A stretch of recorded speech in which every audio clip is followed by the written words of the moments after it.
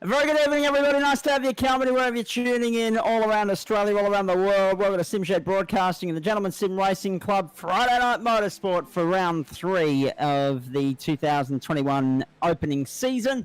Zach Cabot alongside Nick Fadiatis as we welcome you to Road Atlanta for the first instalment of the season at this particular venue. And of course, this is Freaky Friday, leading into, of course, this is the opening instalment of the Friday Night doubleheader, leading into Indycar from Long Beach a little bit later on tonight. I'm looking forward to that immensely.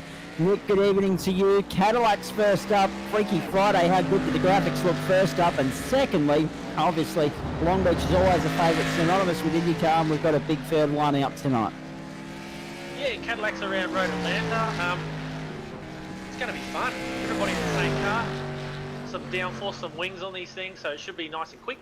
And then, yes, the main course, as we like to call it, the IndyCars around the streets of Long Beach. I'm going to have to turn my graphics detail down when I jump in that race. Yeah, exactly right. Just quickly, it's been a frustrating day on many fronts. We know our Victorian friends won't be very happy with what's about to hit there at midnight this evening. But the good news is, at least the Victorian contingent don't have an excuse for sitting out racing for the next 5 nights. So Monday, Tuesday, Wednesday night next week, we expect all our Victorians on deck. We're thinking of you at this point in time, another round of border politics, and it puts pay to any Victorians that were planning a trip up to Ipswich for the opening round of the Australian Karting Championships if you're within those 36 local government areas, and also it puts pay to an NRL trial up here in Redcliffe next weekend, and the TCR ESBK meeting at Phillip Island, which we're all looking forward to.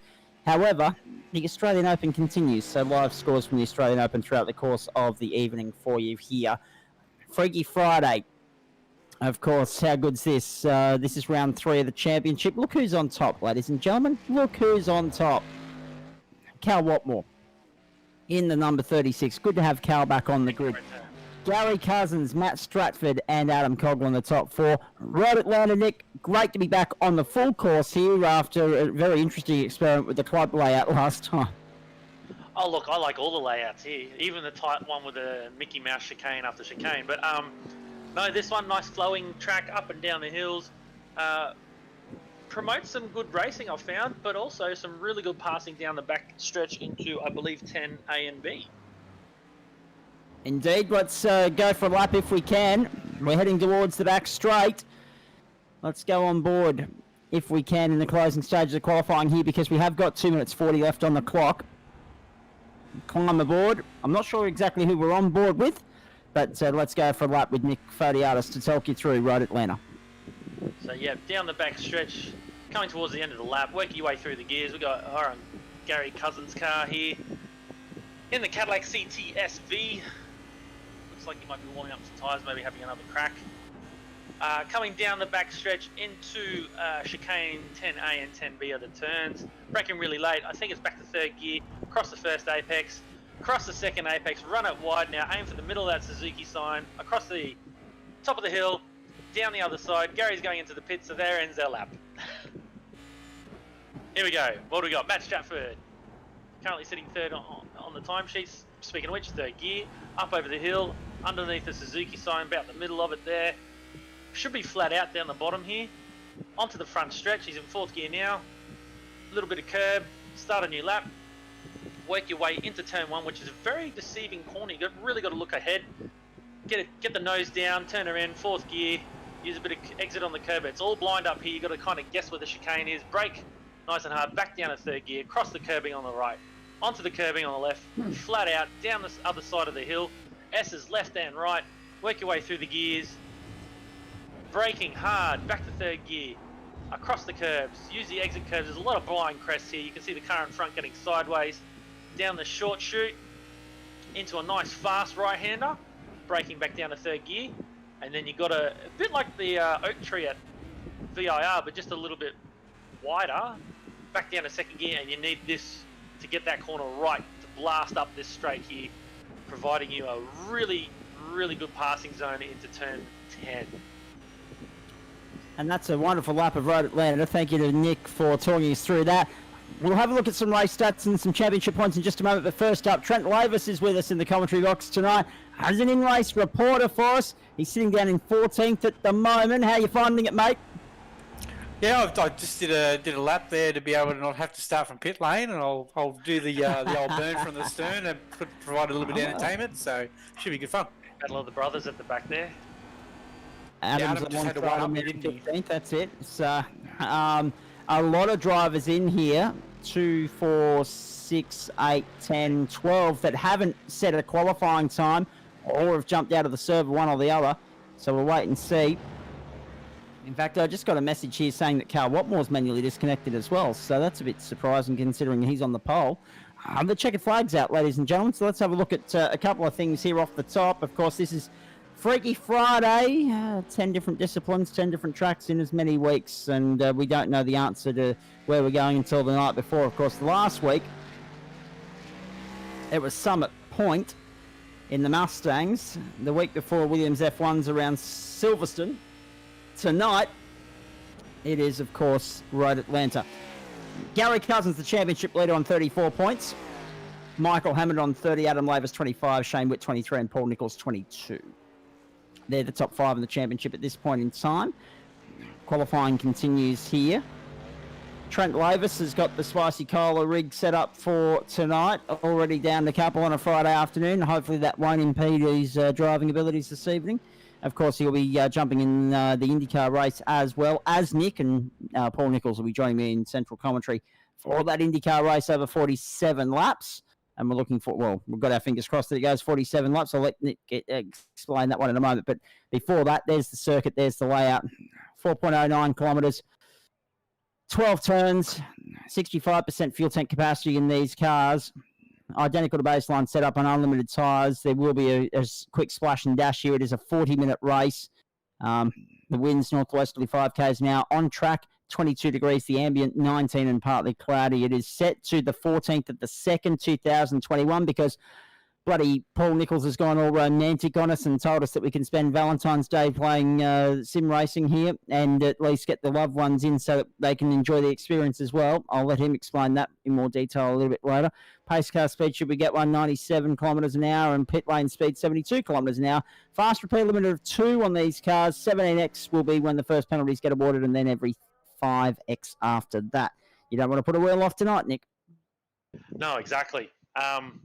A track where it's fast and flowing and it's very easy to do. You just keep taking a little bit more, especially the chicane at the start of the lap and the chicane at the end of the lap. So watch out for those guys getting 1x's there, or maybe even more. Here we go. There's the grid for you. Cal Watmore, Matt Stratford, Gary Cousins, Adam Coughlin, Paul Nichols, and Frank Hodak, Lee Williamson and Grant Gill, Brett Hewlett, and also Jason Dunn, Dylan Gray, and Luke Keamy, the top 12. As we go over the page, Chris Budd, Trent Lavis, Adam Lavis, the rest of the field, whether they line up or not remains to be seen, but that's the order in which they'll start if they do. But we've had a lot of drivers disconnect from the server, including Cal Watmore and Grant Gill, so I'm not even confident that we're going to have Cal Watmore starting here. It's going to be open test session, a depleted field. Yes, pretty much. That's all right. We've got some names that we can mention now. So some guys that may not get so much, I guess, spotlight on them. Now they got the spotlight on. Exactly. That's not necessarily a bad thing. Rolling start in these cars as well. So the 40 minutes will start once we get going. But it will be a full sighting lap before then. The ocular aerial shot shows and tells the story, of course. On that note, massive thanks to the people that make it possible for us to do what we do. Particularly on a Friday night, it's, of course, it's Sharp Extensive IT and Motor Focus quality scale models every other day of the week, though. Rockdale Volkswagen, Flash Graphics, Stone Cold Racing, Adam St. John and the Great People at the Warbundry Hotel. And I'll tell you what, after the day we've had, we are getting you absolutely hammered tonight. You're going to be smashed. Which hotel? I'm just mentioning the Warbundry Hotel at the end of this broadcast in the lovely town of Warbundry. Fantastic. Now, ocular aerial photography, of course. Simple Sim Computers, LJ Hooker, Gain, Darren, Central Coast Motor Group, Fleet, and Corporates. So big thanks to all of them for their ongoing support. Good field lining up here. Looks like we've got a couple of stragglers at the back. Joining the field. Just a quick update on the fuel. I reckon we could probably do this whole race on a full tank. There'll be definitely definitely some people that'll be trying to stretch it out. It would be a pretty easier target. A little bit of saving at the start to be able to make it to the end, I reckon. Damn it! I wish I was in there. Didn't you use my spreadsheet, Nico? Rightio, this is going to be good fun. Nick, of those that are left, who would you tip to win here to get the job done? Gary Cousins will look good. Yeah, look, Gary and I have raced on numerous teams together, but I mean, it's hard to look past him. But you got to look at the top of those timesheets, Matt Stratford. Let's see how it all pans out. But watch out for some names coming through. Some new guys, new names in there, but also some old names. And you see the two brothers in 13th and 14th. You just don't know. I'm going to say it's going to be one of the first two, but hey, look, anything can happen, and it usually does. Murray Walkerism to get us into Friday Night Motorsport. I like it. What's if? I like What's it. F1? It's if backwards. Exactly. I'm going to stop my start watch. Now, on that note, should point out too, folks, good news earlier in the week with Portugal, Portimao, getting another gig on the F1 calendar. That's the good thing to come out of all the border politics and the COVID situation. There's some classic and great circuits around the world that have or haven't previously hosted Formula One, are now getting the chance to. Formula One back in Portugal, that's not a bad thing as far as I'm concerned. Right, Stratford and Cousins, Coughlin and Nichols. So Nico up in 5th. How good's that going to be? The great man will join us for the broadcast of the IndyCar race, which is coming up after this, the Road to Indy. 47 laps around the Long Beach Grand Prix circuit. 4.09 kilometres this Road Atlanta course. Best known, of course, for hosting Motul Petit Le Mans every October. This year, of course, it's being run Saturday, October 9, Sunday, October 10, Australian Eastern Time. And we look forward to that. So let's get going. Let's see how many times we can mention the Wabundri Hotel in the next 40 minutes as well as we get going. Friday Night Motorsport. Trent Lavis is already on the spicy covers. Why not everybody else? Racing from Road Atlanta. Stratford immediately off the line. Cousins and Nichols tucking behind. And Coughlin as well. Slots into 4th. Hodak 3 wide going into turn 1 back in the pack, but everyone else is away cleanly as they make their way down the hill for the first time through the S's. These chicanes, they're tight, they're tricky, and if you don't get them right, you end up in the grass. Brett Selby Wood started from pit lane. I think Anthony Visma as well. So, oh, trouble off the circuit, big one, massive shunt. You just saw it on the fringe of your screen there. Jason Dunn, one of the cars involved. I think Dylan Gray might have been the other. That's bad, isn't it? Sheesh. Here we go. Yeah, Dylan Gray was the other. Well, he was one of them caught up. I do apologise. Here's the flash graphics flashback for you. Looks like it's frozen. Oh, here we go. Geez, that was exciting. It looked it. Trent, we'll get to you in just a moment. You're sitting there, of course, still running along A-OK. Now, Dylan Gray, he got clouded up the rear. Yeah, Oh, no. Backed out of it, and then clearly the car in front was only looking at the guy in front bumper bar, not down the road. So it's unfortunate. I've been actually harping on about that for the last couple of weeks now. We've got to look as far down the road as possible. As we see him move into turn 1. Nice move too. Chris Budd side by side. They're running 9th, of course. Adam Lavis is there with him. Following his brother through. We've been sitting here talking about all sorts of different things with regards to tonight, and I'm just getting the timing screen going now, so apologies from my end. Frank Hodak sitting there in 4th at the moment. Running order coming across the top of your screen there on the totem pole. Stratford, Cousins, Nichols, Hodak and Coggle in the top 5, then Williamson, Lavis, Budd and Keamy with Gill in 11th. Dunn, Hewlett both in the lane, so too Dylan Gray, Brett Selby Wood and Anthony Visma. I think they might be out of business. It's unfortunate, but let's see if they get back in the fight. I have to say, how good are some of these paint jobs? Yeah, everyone's up their game, haven't they? They just keep reinventing the wheel week in, week out. They do a good job. And particularly if you're in Victoria over the next 5 days, if you want to update delivery, no better time to do it. Look, dead set. Like, can we just talk about that for a moment? 17 cases in metropolitan Melbourne and regional Victoria gets tarred with the same brush. I mean, that's fairly stiff. I do feel for our friends in regional Victoria, particularly those of you in Wodonga who would normally just, head about 50 kilometres inland and off to the Wabundri Hotel for a drink. I do feel sorry for those guys because they can't do it for the next 5 days. I don't feel sorry for anybody at the Wabundri Hotel because every time we say it, they're drinking. Exactly, they're in fine spirits. Adam St John and his team. He was watching the replay today. The only thing was he didn't have any patrons to play the drinking games. He was watching the replay last night apparently. So Stratford, the fastest lap of the race, 1:20.95. Yep, you saw the same thing I did. Purple lap, 1:20.95. He's sitting in third. What happened to Gary Cousins? He's fourth now.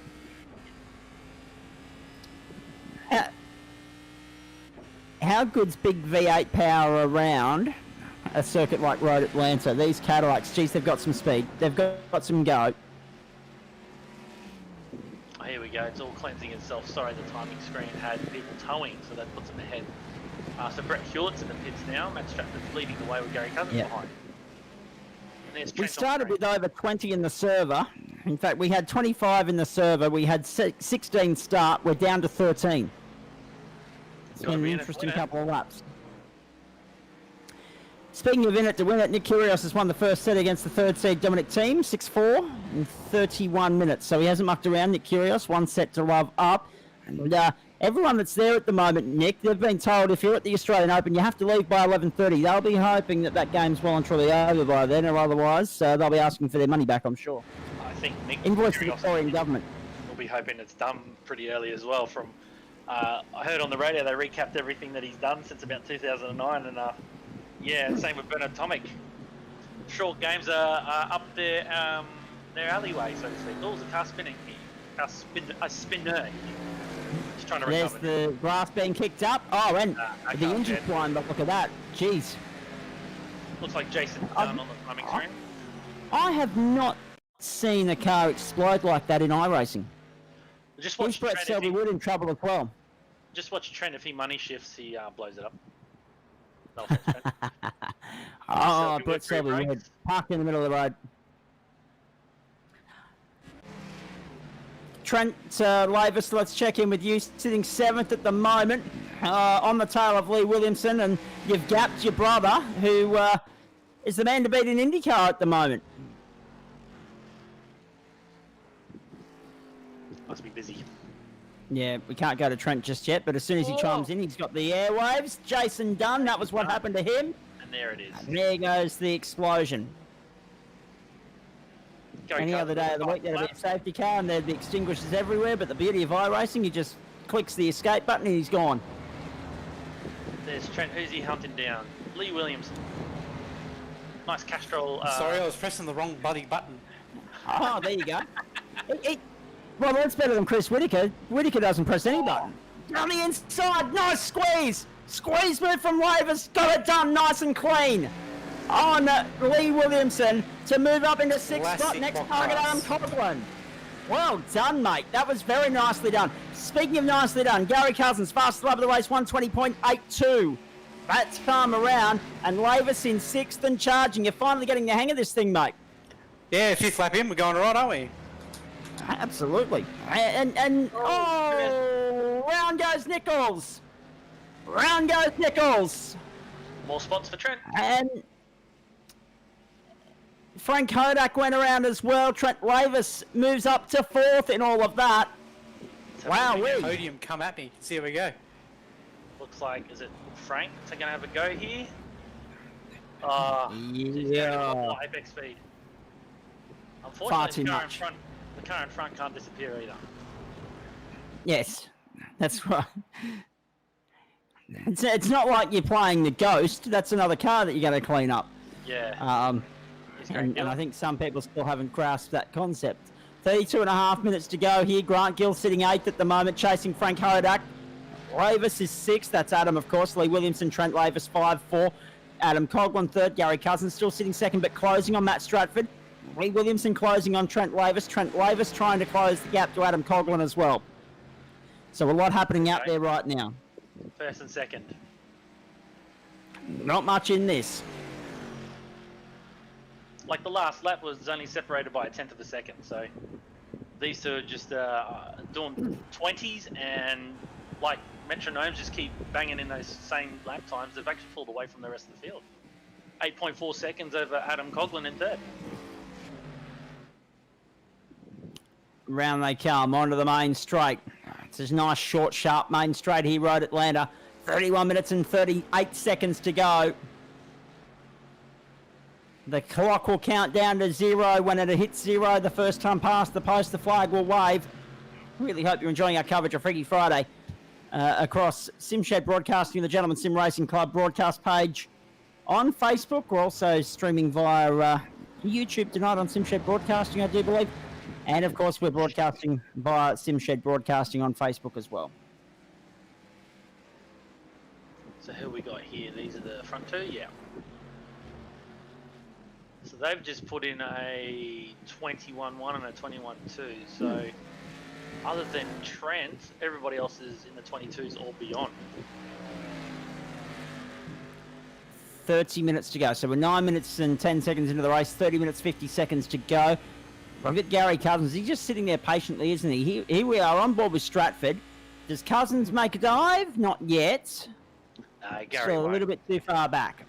Gary won't. Gary's probably looking at the time going, way too early for it. Probably saving some fuel, Yeah. actually, while he's back there. If what Trent was saying is correct, Yeah.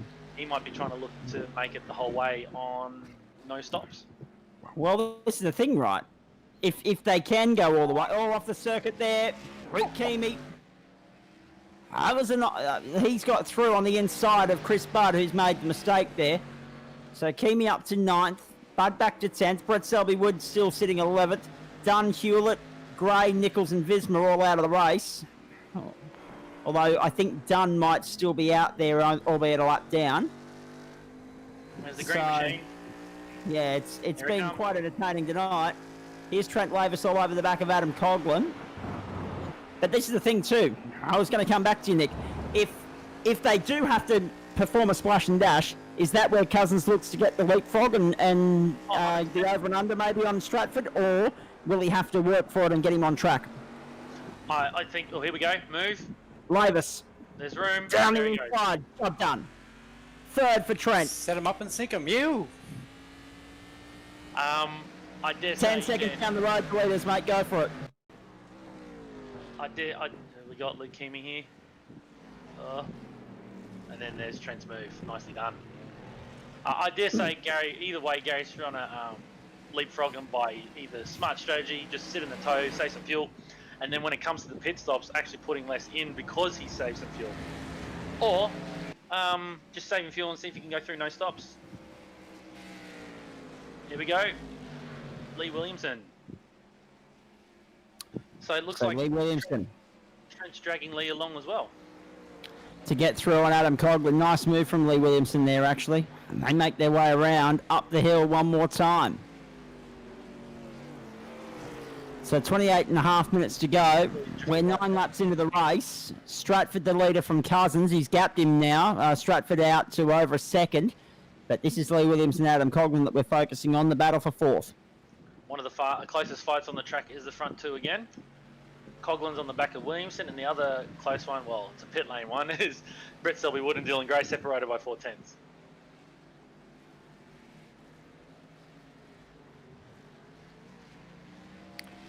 Onto the back straight they go one more time.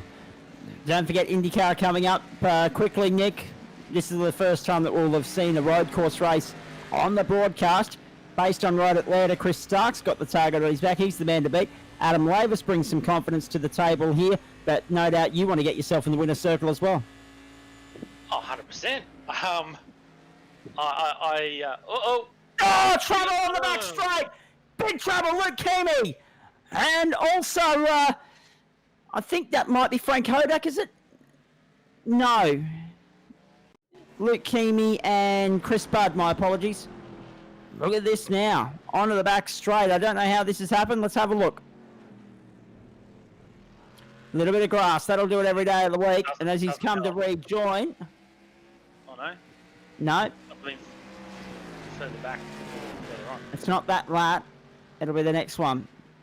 Apologies there, folks. Gentlemen Sim Racing Club broadcast page. For all the action, here it is again. Oh, look, yeah, okay. Look at that. Chris Pudd's got an enormous amount of trouble with that car. The steering's completely shattered in it. This is the run onto the back straight again. Hopefully this will give us a bit of an indication as to what's going on here. So Kimi's gone extremely wide, come back onto the black stuff. That's not the first time he's gone wide there either. Yeah. So Meanwhile, at the front, Stratford, Cousins and Lavis. They're both in the lane, these two, Kimi and Bud. On the main straight, Stratford leads to put a lap on them now. Take a fast repair and get going again. And hope that you can get home. You should be able to get home on fuel, surely. Surely, yeah. Considering it's a touch and go as to whether they need to fuel up or not. Maybe we should talk to our in-race reporter. Trent Lavis, sitting there in P3, up 11 spots from where you started, mate. It's a race that you'll probably end up with a podium for if things continue to stay perfectly silky clean as they are. But can you catch Cousins and Stratford? They're 10 seconds up the road. I'm matching their pace at the moment, but whether I catch them or not is another question. Yeah, righto. Last time round, 1 minute 20.9, your fastest lap of the race. The other two were in the 21s, but it's only 0.3 of a second that you gained on Stratford that time around. So, whether that's going to be enough. Well, I'm just getting my head around the car. My optimum at the moment, I reckon I could punch out some mid 120s if I actually piece one together. So we'll see how we go. How's that looking? How's the fuel looking? And I'm not talking about the spicy colas, Haha. which you can get at the Wabundri Hotel. That's right. No, how's fuel looking, Trent? You reckon you can make it, or has it been a little bit of a splash? I think I'm going to need a splash. I miscalculated my fuel thing. Okay. Okay, copied that. So maybe there's a few others looking for a splash as well. In which case, our boys that just went in there, Kimi and Bud, will be A-OK. Gary Cousins continues to sit patiently.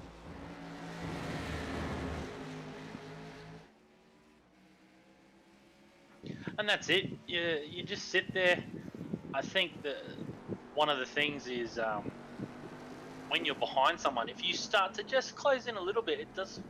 There's a prime example. The guy in front just has a quick look, and by the time he looks back, he's missed an apex. So,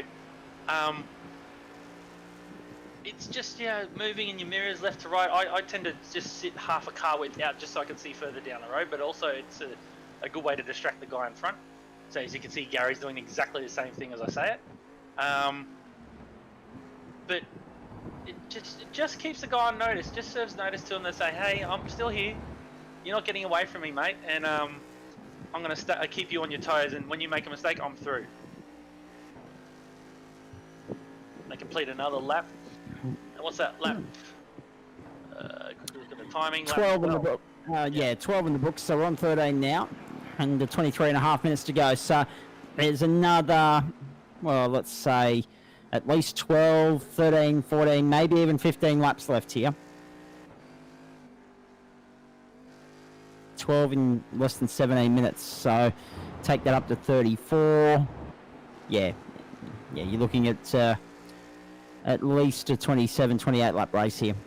A minute 20 around, minute 21 last time for Stratford and Cousins. Lavis dropped 0.3, so he gained 0.3 last time round, dropped 0.3 that time round. I think it's a consolidating game now for Trent. Obviously too far back to go with the leaders, but it looks like it's going to be a race that'll be remembered for that climb up through the field. He's gained more spots than anyone tonight. Adams, Trent's plus 11, Adams plus 9. So if Adam passes Adam Coghlan and Lee Williamson, they're both on plus 11 again. So where's Adam? He's 1.1 behind the guy in front. Closest fight on track is one we're watching right now. 1/10 of a second between them. Gary's really closed in a lot in this last lap, hasn't he? Indeed he has. And It's their 0.3 lap of a times, second, the margin. their lap times are pretty much exactly the same. So I think Gary's now trying to put in the thumb screws just before the pit stops.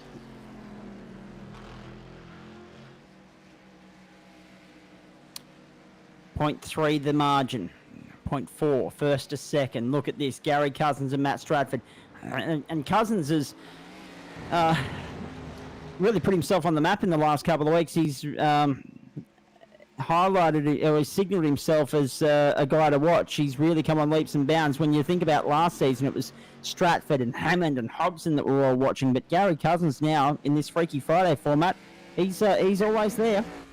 Yeah, Gary's been in my team before. He's an old hand at this, but he's got some free time up his sleeve that he can actually commit to maybe 1 or 2 days now. So with this, he showing his skills that he's developed over the last 15, 20 years. And he's not a slow coach, and he's a very crafty racer. Indeed he is. Almost halfway mark of this race. Trading How good? times too, these two. I tell you what, purple and green have never looked so good together, have they? Have a look at the graphics at the bottom of the screen, folks. Excellent stuff. Through turn 1 again. So there you go. Stratford. Stratford pulled 4/10 on that lap. But, I mean, you look at the gap, it doesn't look any different from the last lap. And the No, top it certainly three, does not. the top three are pretty much matching each other now. So I dare say Trent's gap at about 10.5 seconds is going to hover about there until the pit stops. Somebody may make a mistake on pit entry or pit exit, or even in the pit bay, which I'm prone to do as well. You see Gary there now pulling 10.5 back out of him. Sector 2, he loses that 10.5. Yes. Now you need a Just really about- good run out of this corner, get down the back stretch fast. Let's see. Sorry. It's about one little slip up, mate. That's all it'll take. One little slip up from Stratford or Cousins, and the battle will be over. And that's when you got two blokes that evenly matched, and that's what it comes down to. You know you got a race on your hands. Oh, hang on. Cousins just balked a little bit on the back straight there. I thought he's lost a little bit of ground to Stratford, so they make their way through the chicane one more time. But Stratford continues to lead by 0.8 of a second now, so he has stretched the margin, and that might be all he needs, but we're only halfway. 15 down, I'd say 14, 15 to go on that note. Gary's gap has gone to 1.2, so Stratty has pulled, oh mate, it's only a 10th on that lap, but it makes all the difference. Yeah. And I think Certainly these two does. have raced a lot against each other anyway. Previously, I should say. So half a second there. So Gary's obviously mucked up one of the corners. Rightio. 19 minutes to go. Trent Lavis, it would appear as though things are a little bit lonely there now. Yeah, I'm here with all my mates, mate. What's going on? Well, you are 9 seconds down the road from Lee Williamson, and they're also about 9 seconds up the road from where Gary Cousins and Matt Stratford are at the moment. So a long way to go, but you've got a good position secured there if you hold it all together and don't throw it away. And we have seen you throw it away when you've been in a good stead before. So we've got our fingers crossed we haven't put the mocker on you there. There's your brother, Adam Laver, sitting 6th at the moment. He's having a good run. Just closing in on Adam Coughlin, and also there's some lap traffic in amongst that as well. Just updating you on retirements, folks. Brett Selby-Wood, gone. Dylan Gray, gone. Jason Dunn, Paul Nichols, Anthony Visma, all gone. And Jason Dunn, the last one to retire, according to the timesheet here. Brett Selby-Wood, the last on the score sheet, but Jason Dunn, the last on my iRacing notes. It would appear as though we've just got the 11 still circulating with Brett Hewlett, the last of the runners, 2 laps down.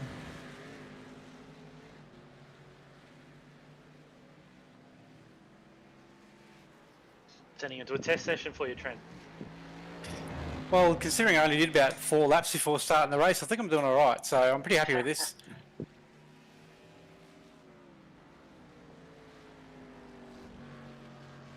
There you go, there's the gap. Visual version of the gap. When might have to do it This is through my the field. second ever race in this car too. I bought it and did one race and I parked it, so it's pretty. I like my livery as well. There's a bit of a joke behind that. If Nick might know what it is, but knowing a fellow S chassis owner. Alright, we might have to see it a little bit closer, I guess. But anyway, where are I we? will Here we say are. this much. Yeah, have a look at that. Very nice presented livery there from Trent Lavis tonight. John Deere, yes. Oh, very nice.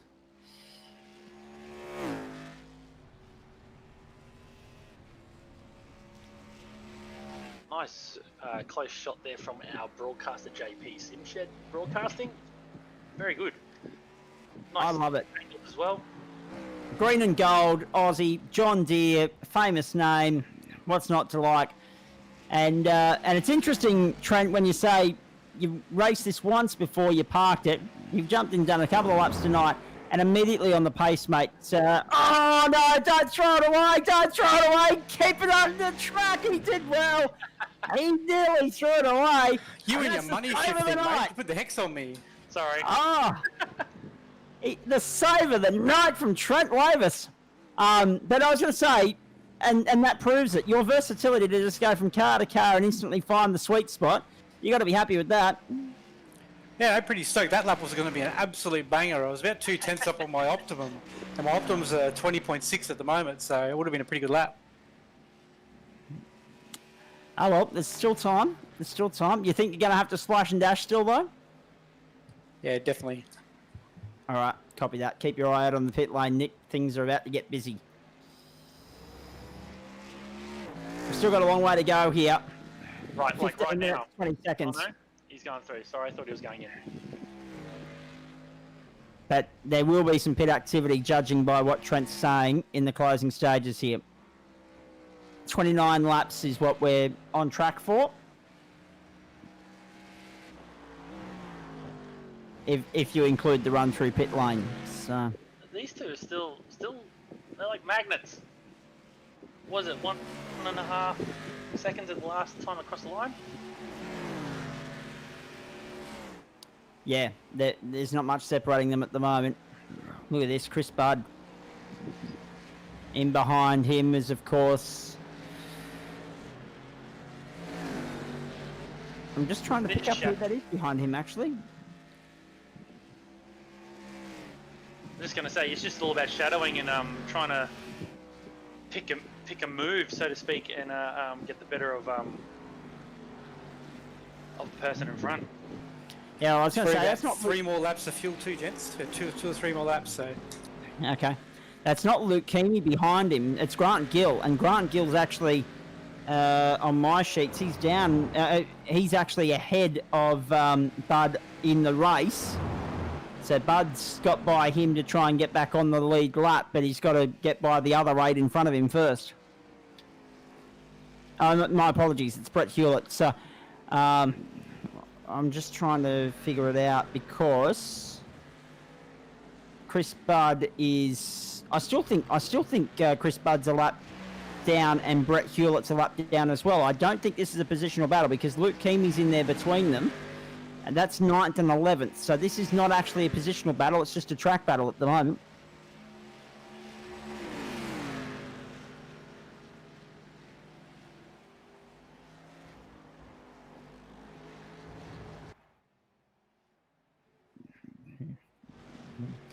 So Long Beach, that's the next stop for us, IndyCar, coming up tonight. Paul Nichols will join us for that, an early retirement in this race, and he was looking forward to the Cadillac.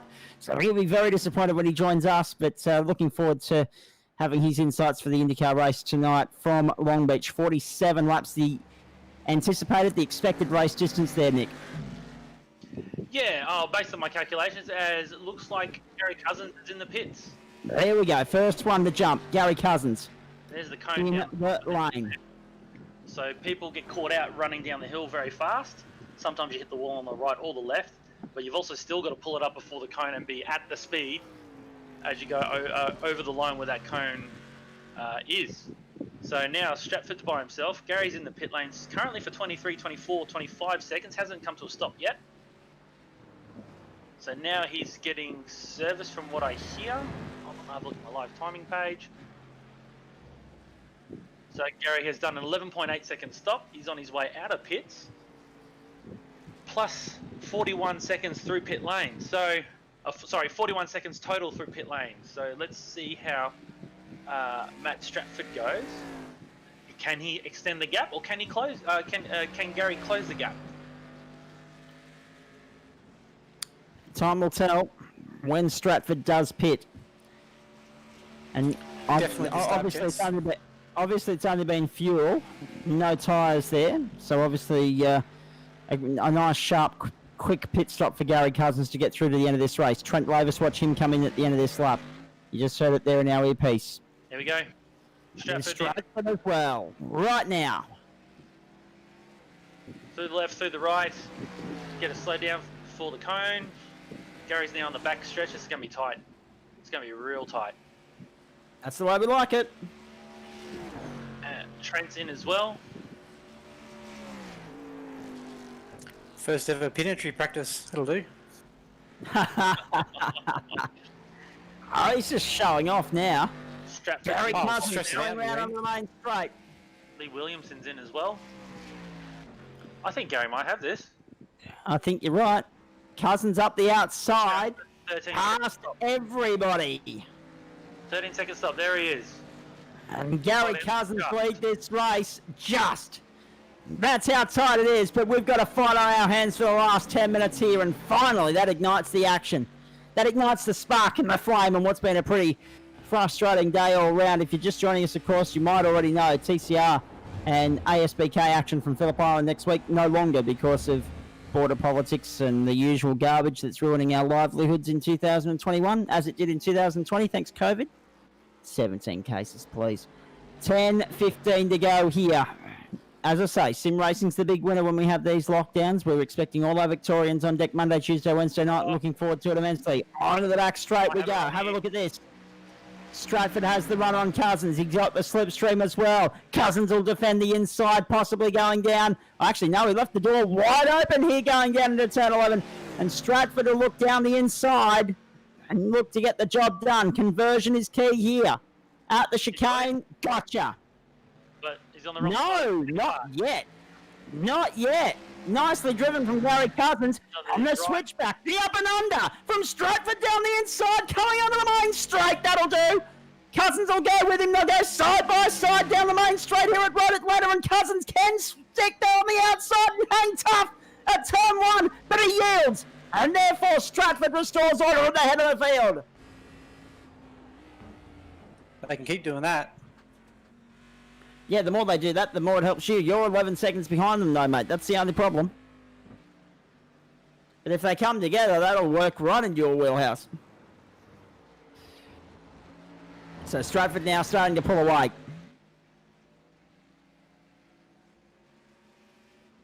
Still made him wait for it. 8:55 to go. Yeah, absolutely he did. And he's to be applauded for that. But Stratford, he's just got the muscle at the moment.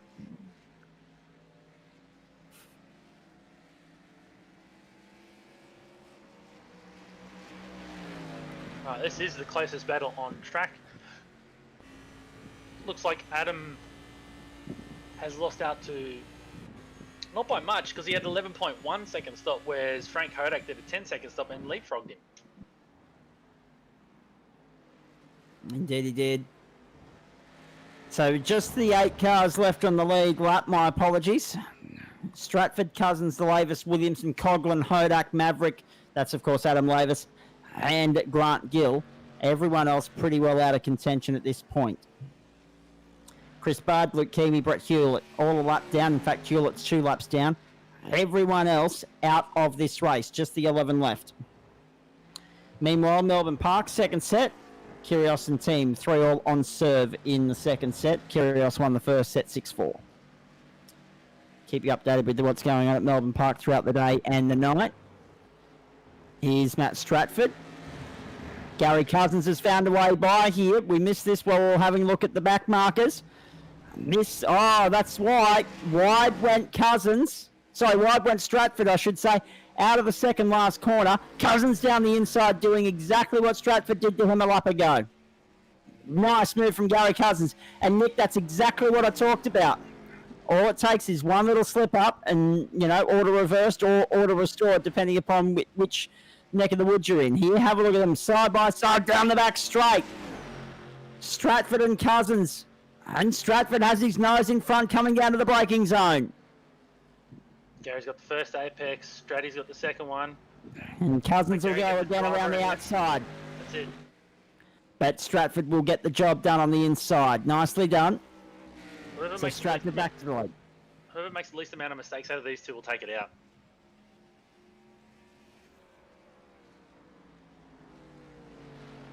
Agreed.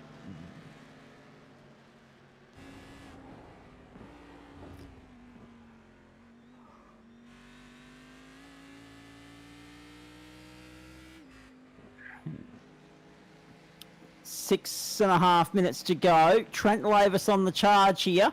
Last time around for Lavis, a 121.47. For Stratford and Cousins, a 22.8 and a 23.2. Lavis is now within 9 seconds of these guys. But I still think he hasn't got enough time unless they come together, Nick. That's the only problem. He's running at... Time's the enemy here. Time is the enemy. I think the fast starting position at the back as well. That's happened to me when I've done the burn from the stern is you do so well, but then you get to a point where it's just too far to bridge the gap to the guys in front purely because the lap times are the same. Then we got here Luke Keamy, keeping it a bit tight there on the exit of one. Who's he in tow? Luke Keamy. I think the tyres are going off. They're probably starting to make more mistakes now, I'd say. Yep. Gary Cousins coming into the last corner. Just got to keep that pressure on, and first one to blink and make a mistake, I guess, is and not to follow them as well. It's the other thing too. So easy to get focused on the back of a car in front that you end up following them off the track.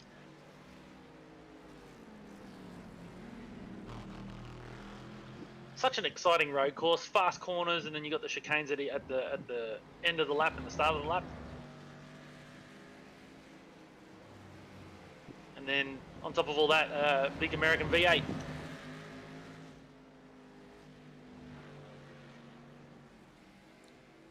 Yeah, not much better combination.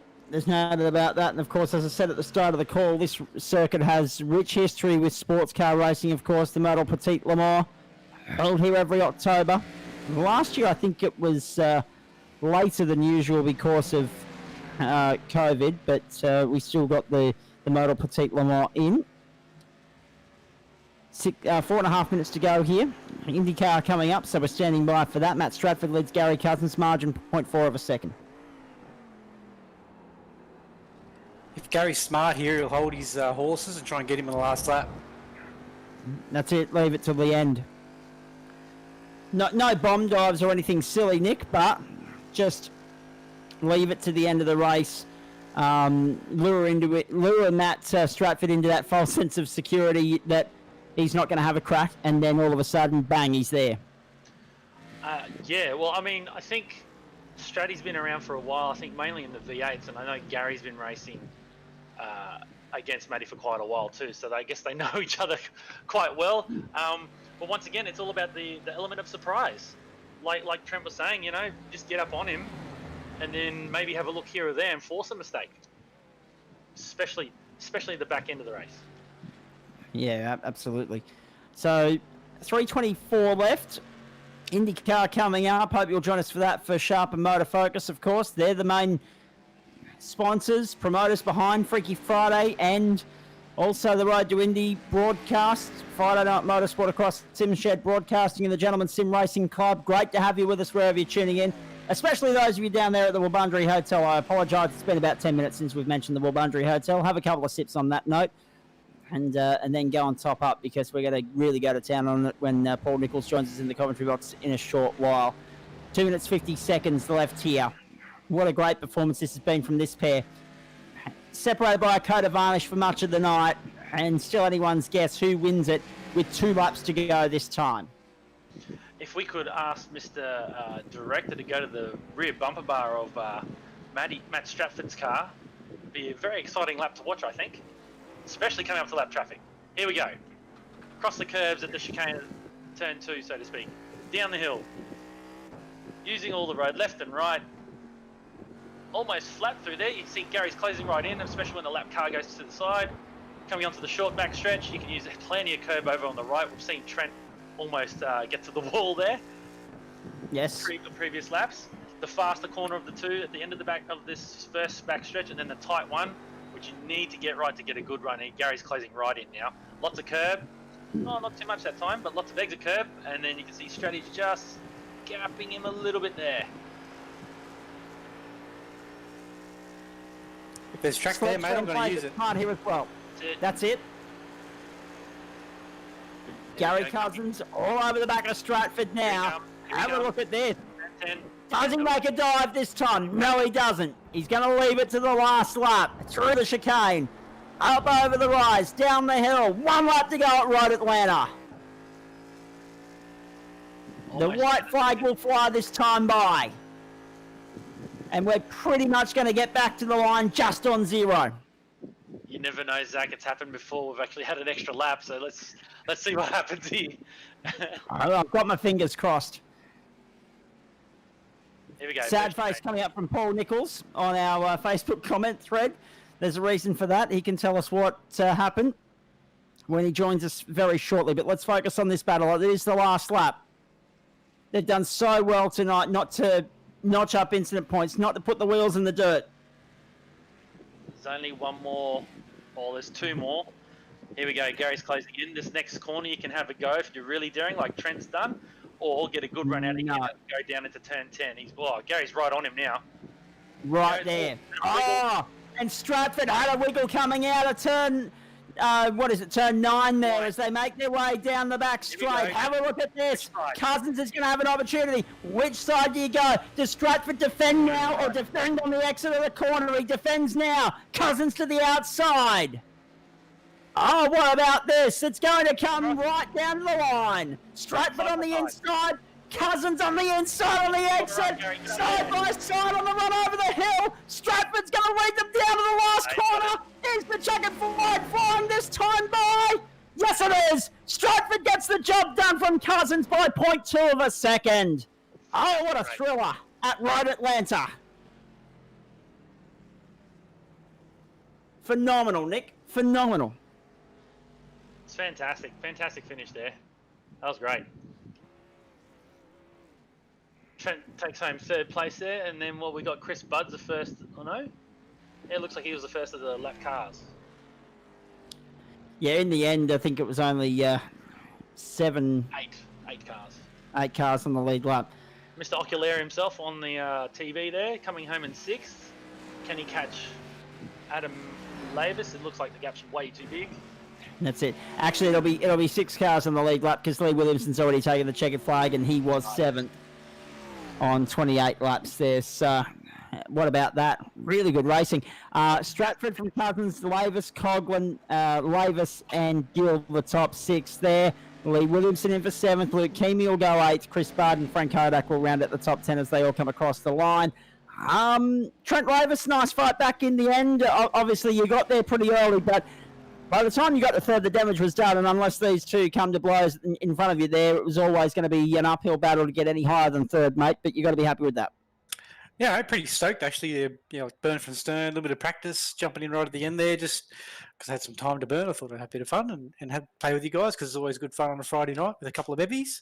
But getting them within 7 seconds at the end there, I was pretty stoked with that, actually. Those guys were on it. So to be within 7 seconds of those guys after starting for the rear of the field, I think it's a pretty good win for me.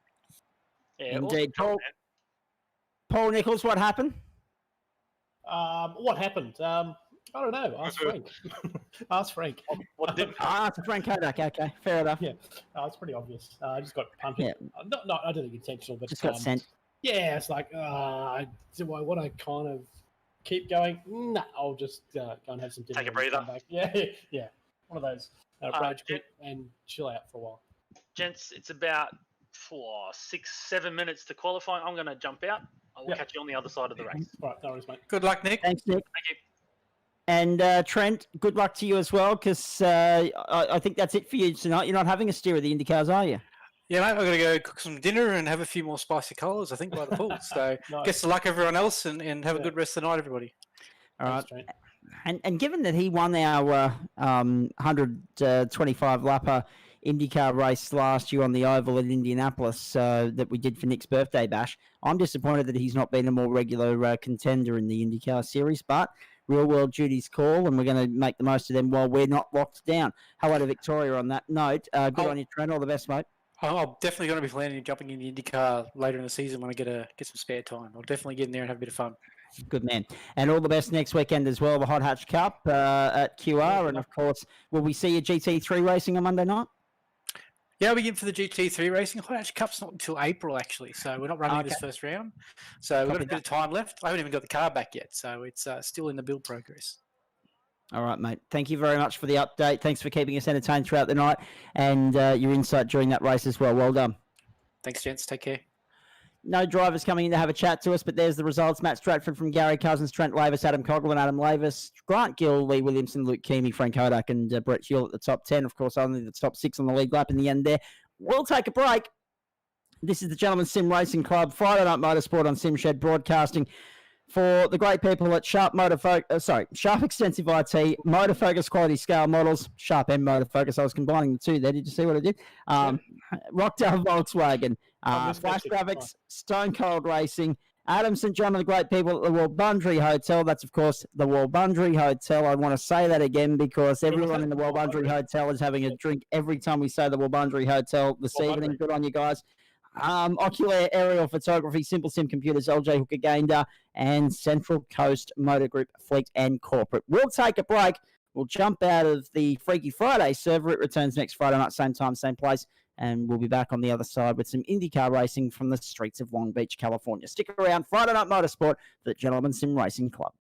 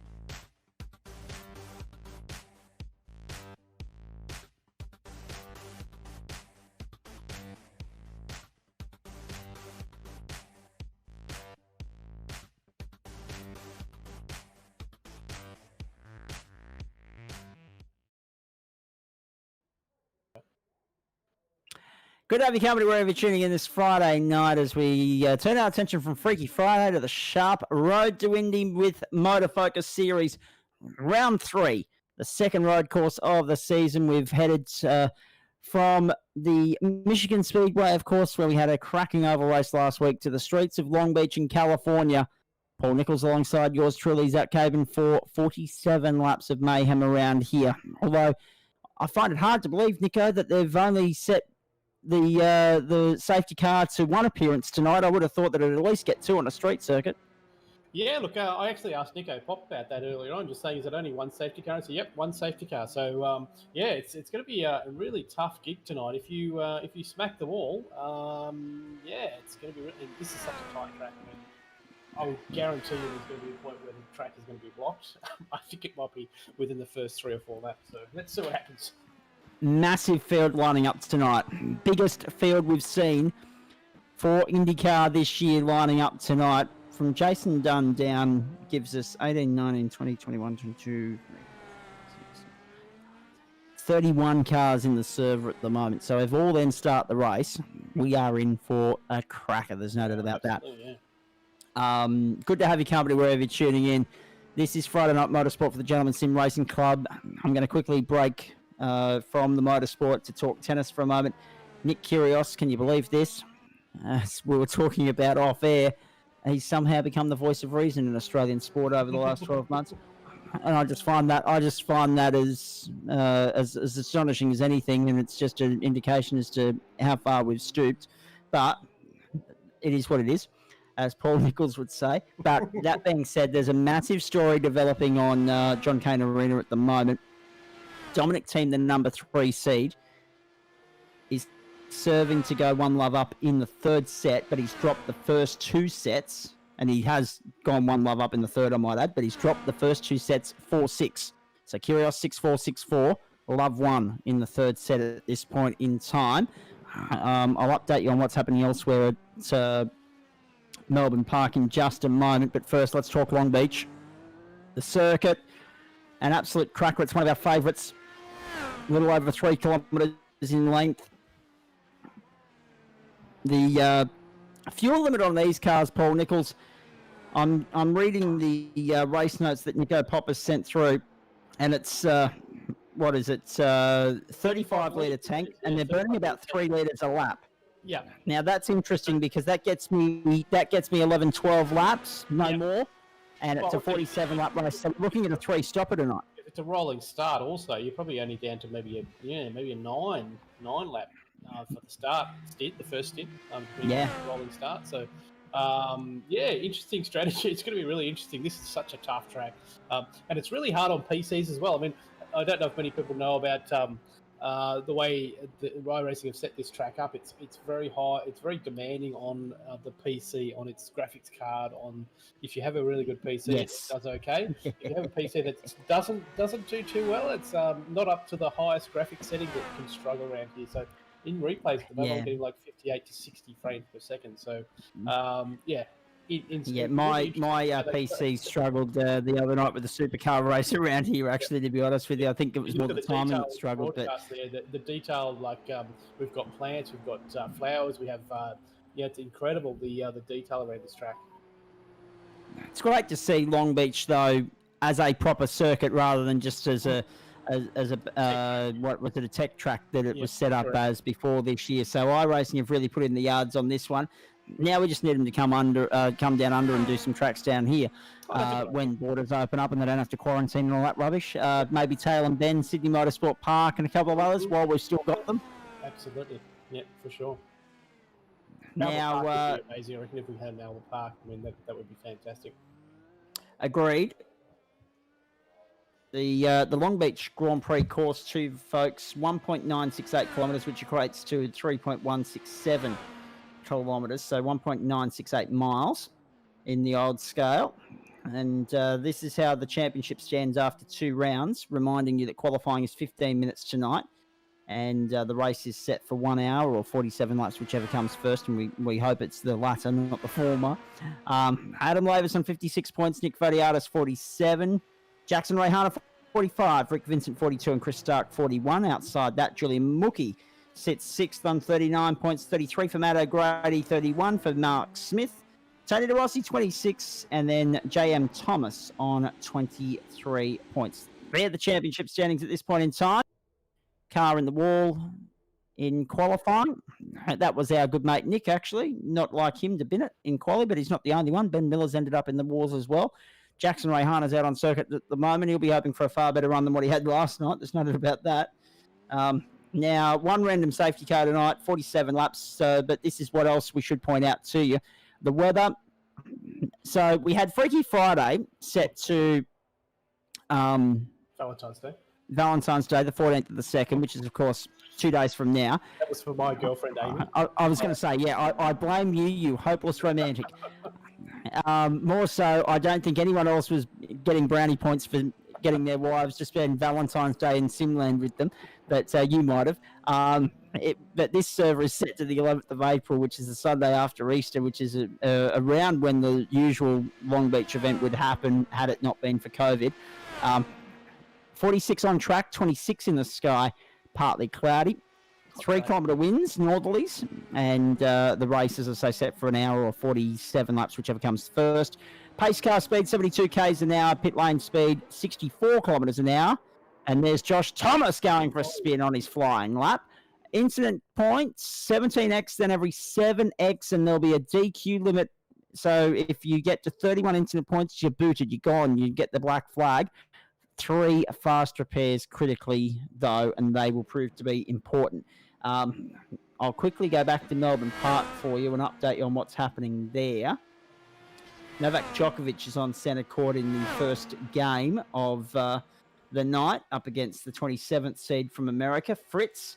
And he's serving to hold his serve at the moment. It's 30-40, so break point for the American first up on Rod Laver Arena. That game will continue after we're finished here.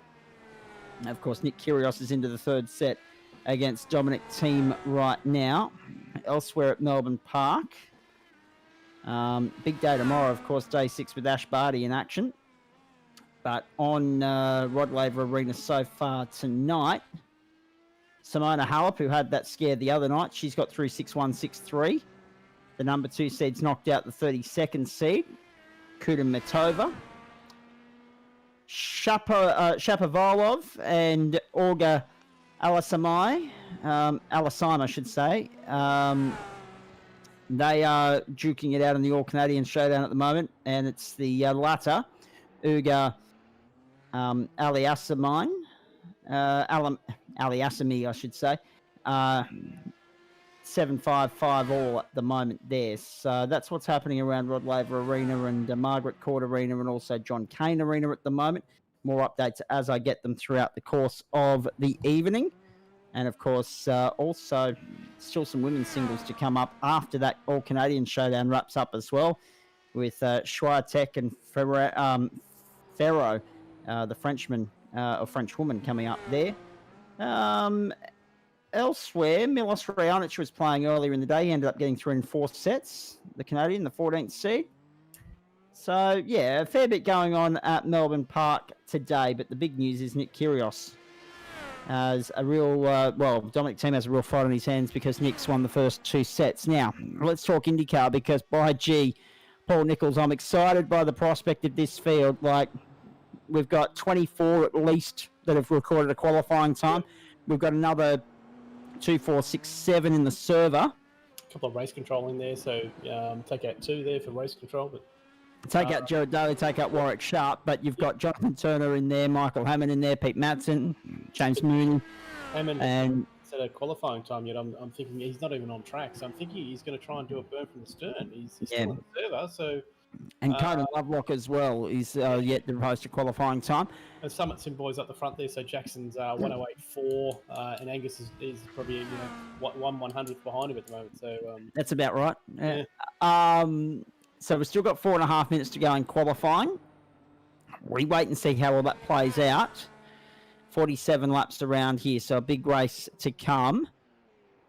What did we say? It was 3.16 kilometres the circuit. So I'll work out our race distance in just a moment. But the fact of the matter is that 24 even around here is a big field, and that's going to make overtaking really difficult. You probably don't want to be the guy starting down the back end of the field. Jackson Ray Harner, Angus Cook 1 and 2 at the moment. 16 hundredths of a second apart, so that Paul Nicholls was on the money there. Josh Thomas third, Matt O'Grady, Julian Mookie, Bevan Moyes, Joe Baldwin, Tony DeRossi, Jamie Welch and Adam Lavis, the top 10. There were some really surprise results in that top 10. Josh Thomas is Julian really, Mookie, Bevan Moyes, really good to see. Josh Thomas over the last probably 3 or 4 races I've been with, he has certainly stepped up. He's doing really well. So Josh, hats off to you, mate. He's obviously done some practice, has some time to put into the sim racing. He's really improved his times. If we get to full distance tonight, Paul Nicholls, it'll be 148.849 kilometres. Are you saying without a safety car or block track? Well, what I'm saying is, Nick said to me off air, and I'm not sure if he wanted to mention it on air, but I'm going to mention it anyway. He set qualifying 5 minutes longer and the race 5 minutes shorter than he should have at both ends. Okay. So the qualifying, instead of being 10 minutes, is 15. So that's taken 5 minutes off the race, which means that, we might be pushing that to time. It's 1 hour 47. Okay. So what did you say you think it may be with 1 hour of racing? So normally it'd be 1 hour, 5 minutes, the window. But he reckons 47 laps is 55 minutes, but then you've got to allow for the safety car. Yeah, okay. It's pushing shove. It's Yeah, absolutely.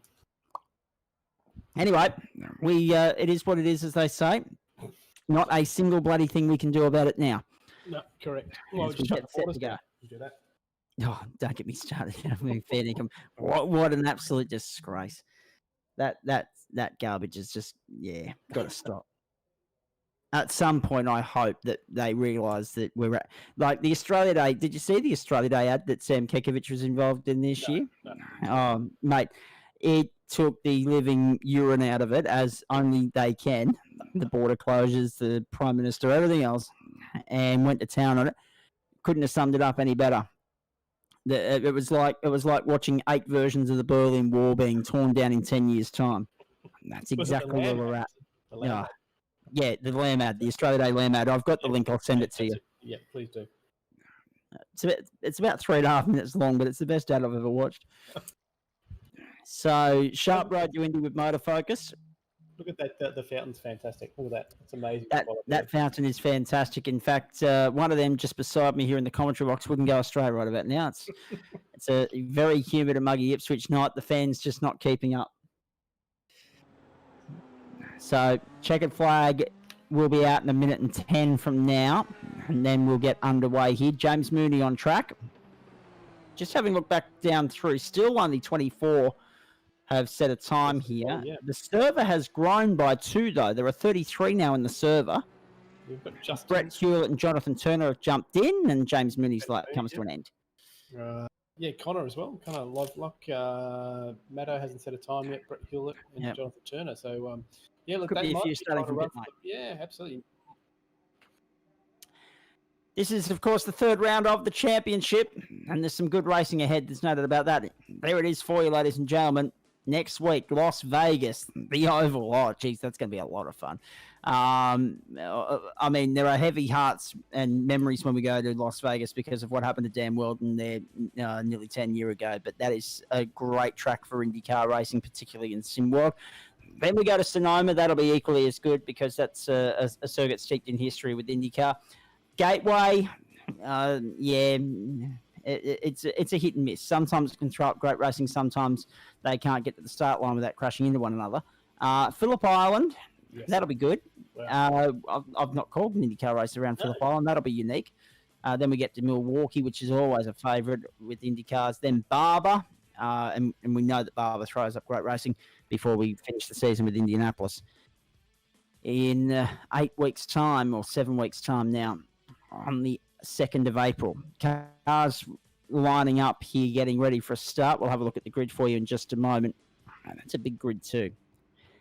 Jackson Ray Harner and Angus Cook, the front row here.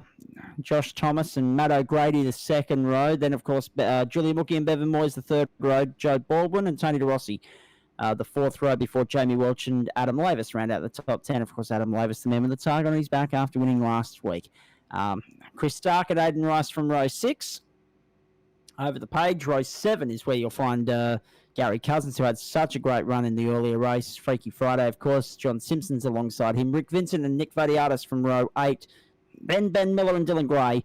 Brett Wilson and Frank Kodak make up the first 10 rows of the grid. Jason Dunn and Lee Williamson from row 11. Grant Gill and Phil Bissett, I should say, from row 12.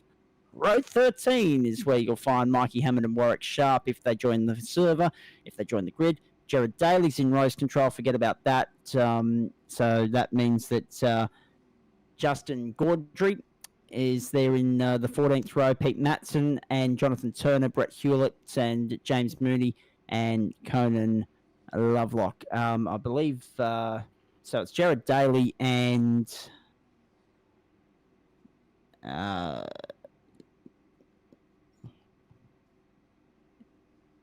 Jared Daly's in race control. Who else is in race control there, Nico? We've got Chris Kisby. Is it Pete Matson with him as well or not? Pete's on track, actually. So, okay. Yeah. Actually, no, he's not. I think they might be trying to start from pit lane. I'm not sure because Hammond's not in actually not on the grid as well. So, yep. Nick's just reading the right act to them in race control at the moment on the server. Call out your spins, etc. Actually, Hammond's in the and be pit smart. Lane. And also, who else is in pit lane? Let's hope we can avoid the shenanigans that we had last week. This will be good fun regardless, ladies and gentlemen. Angus Cook and Jackson Rayhana with the ladder on pole, the front row of the grid. Only 1600ths of a second separated them there. In fact, if we look down the order, top 8 separated by 1.5 seconds, so it's a little bit more spaced out than we might have liked. But once we go racing, anything's possible. Round 3 of this series, Sharp Ride to Indy Motor Focus is underway. Rayhana and Cook skip clear on the run down to turn 1. Let's hope everyone gets through here smartly and cleanly. Turn 1 is upon us for the first time. Then they run around the water fountain. It's always one of the favourites on the IndyCar calendar. We get an early taste of it this year with the Gentlemen Sim Racing Club in February, if you don't mind. Oh no, trouble! Trouble for Angus Cook in the wall on lap 1.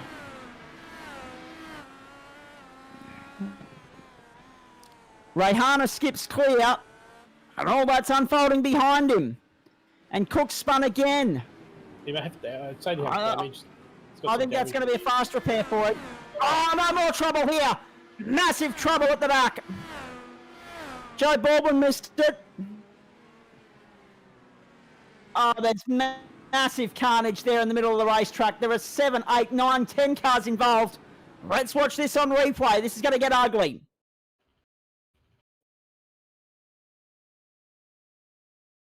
Adam Lavis got round the corner and had nowhere to go. He got checked up. And just leave the replay camera there if we can, because watch them all just pile in. That's a monster shot. I'm really surprised they haven't chucked the caution. Any other day of the week you'd get the caution, but not this time. Wow. Lap 2 of 47, Joe Baldwin. He sits there nicely. That was ugly to say the best, Nico. Yeah, absolutely. Yeah, I would have, if I was in race control. I think Nico's got a policy that there's only going to be one safety car. So it's, you know, if there's incidents in the first lap, if the track is not blocked, then they're going to keep running. So that's Nico's call, which is fine. I just want to run through who's on what tyres. It's quite an interesting combination there of tyres. So there's quite a few guys running on the reds, and there's probably maybe 3/4 of the field running on the blacks. So of course, just to explain what that is all about, Nico, the black is the harder of the two compounds. The red is the softer of the two. And we know, based on what Nick's told us, that the soft wears out pretty quickly around here. Yeah, I think Nick was saying it may run for at least 7 laps till you get degradation in time. So the guys running the reds obviously trying to get up further during the race, and then throw the medium tyre on, or the harder compound tyre on, and get to the end. So be interested to see how the strategy works for those guys. I would personally start on a medium and then run home with the faster tyre, but that's a strategy call. Indeed it is. Rick Vincent sitting there at the moment in 4th.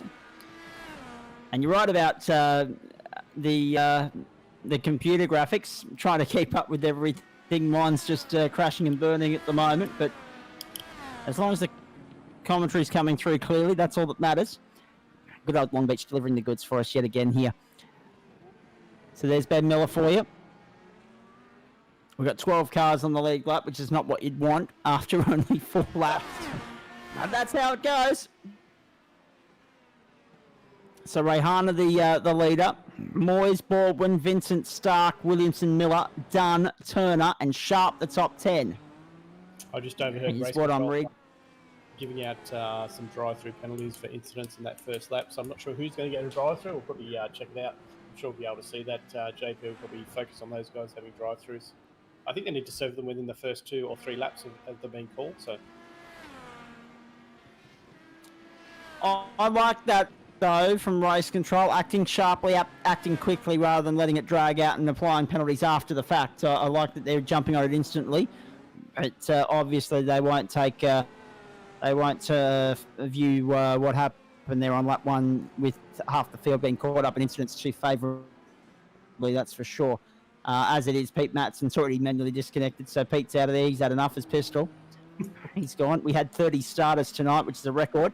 Josh Thomas sitting there, 29th at the moment, the last of the run.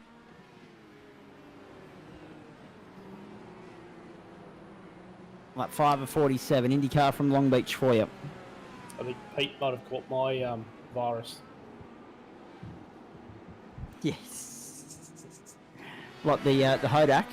The Hodak virus, yeah, correct. Yeah.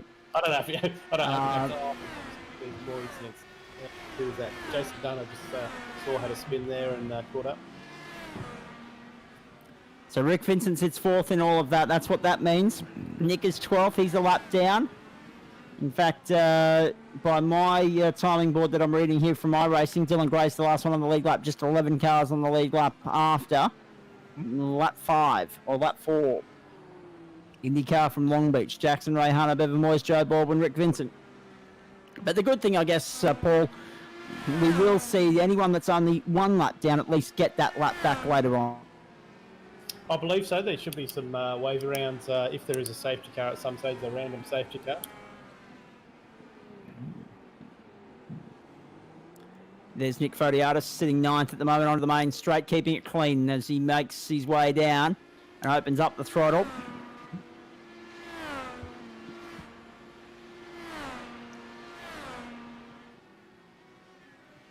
Lap 6 of 47. With apologies to my director, I had a little bit of trouble receiving his message. It dropped in and out a little bit there. Sharp road to Indy with Motor Focus for the Gentleman Sim Racing Club. Friday Night Motorsport Sim Shed Broadcasting. Awesome to have you with us wherever you're tuning in around Australia. All around the world, in fact. Dylan Gray facing the wrong way on the main straight as well. Actually, that's not the main straight, my apologies. That's around the back end of the circuit. Somewhere between turns 4 and 5 or 6. Too much right foot, I'd say. Just clip the curve on the exit there, and then too much right foot. And if you hit the wrong pothole, you're a passenger here as well, Nico. Absolutely. Yeah. That's the beauty of Long Beach, as we saw in the Supercar Series earlier in the week, or last week as well. So yeah, absolutely. 6 of 47. Nick's sitting 8th now. Dylan Gray slips back to 9th. James Mooney, the first one, a lap down in 10th. Actually, that'll be Nick and Dylan now as well, joining that queue. So just 7 cars remain on the lead lap here. 7 of 47. The big hello to those of you tuning in the Walbundry Hotel as well. Drink up, folks. Big night of motor racing down there. Adam was asking about what the code word would be for tonight. I said ambulance would be the code word tonight. So ambulance is 26.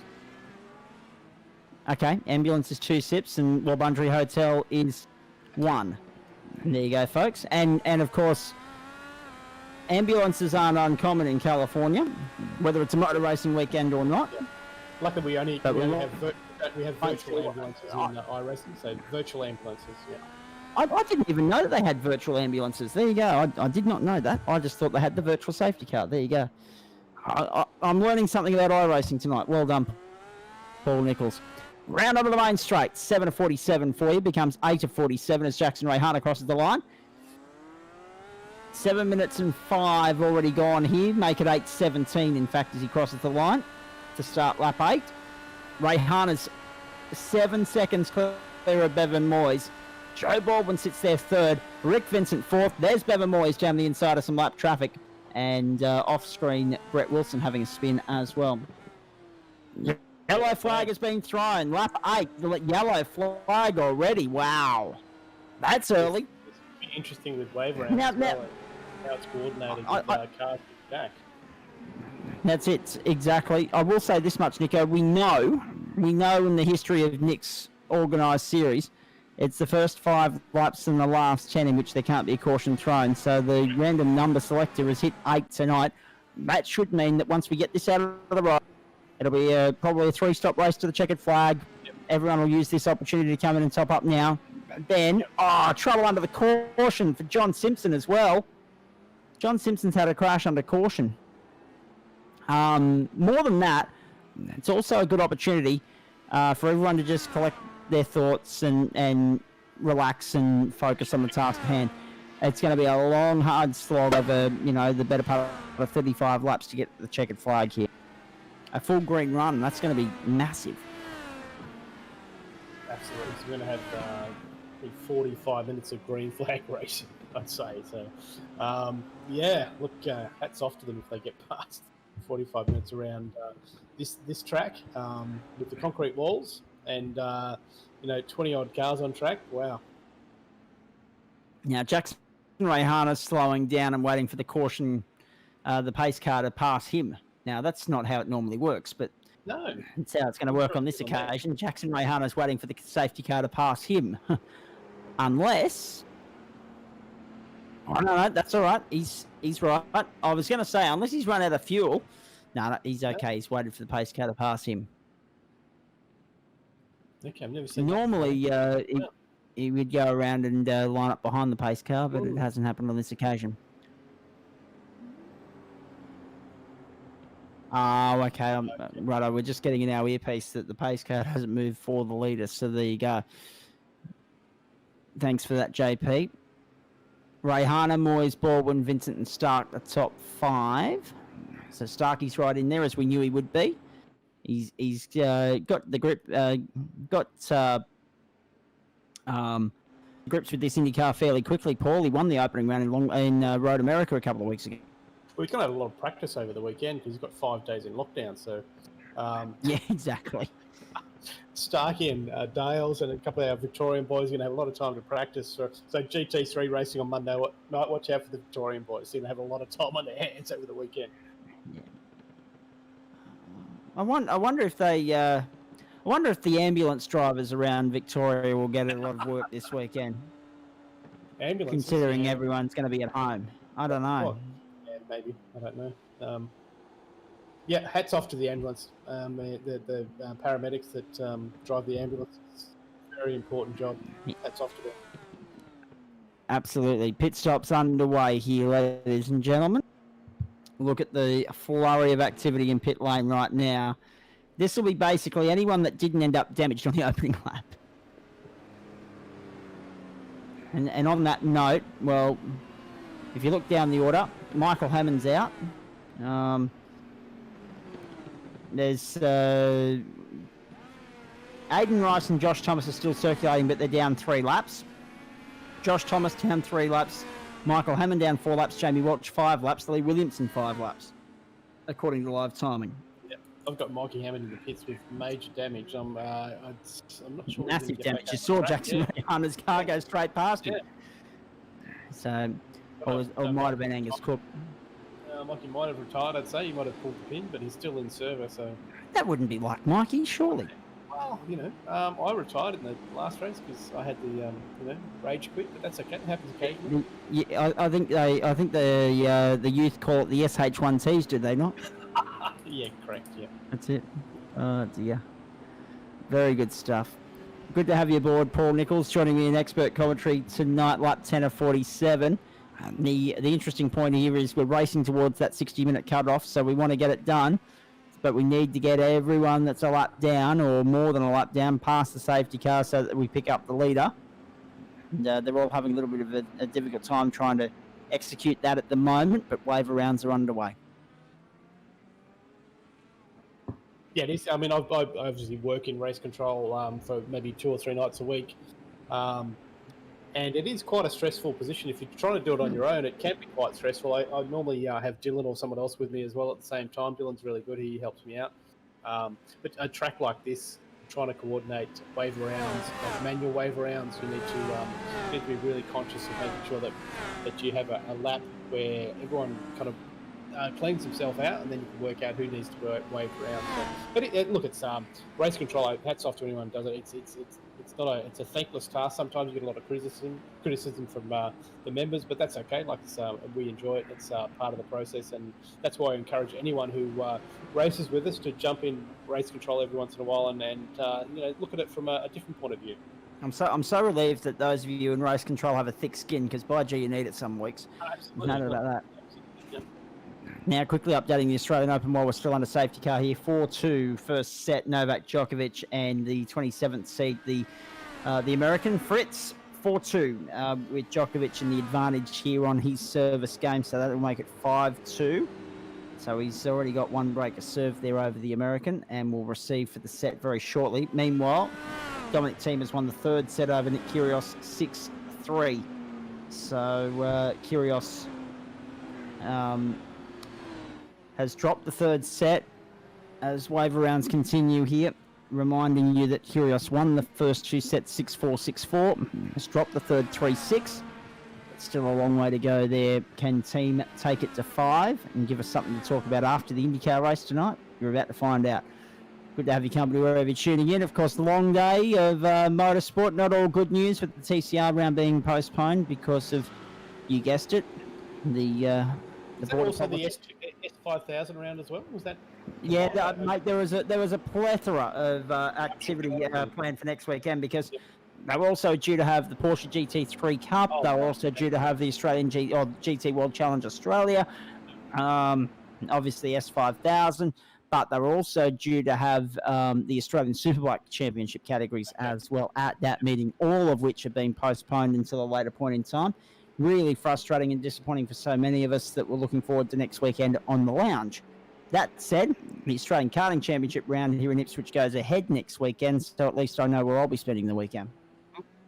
Great, yeah. Oh, and QR's on as well, but they thought trackside commentary was, a bit too good of a concept for them, so I'll be down the road.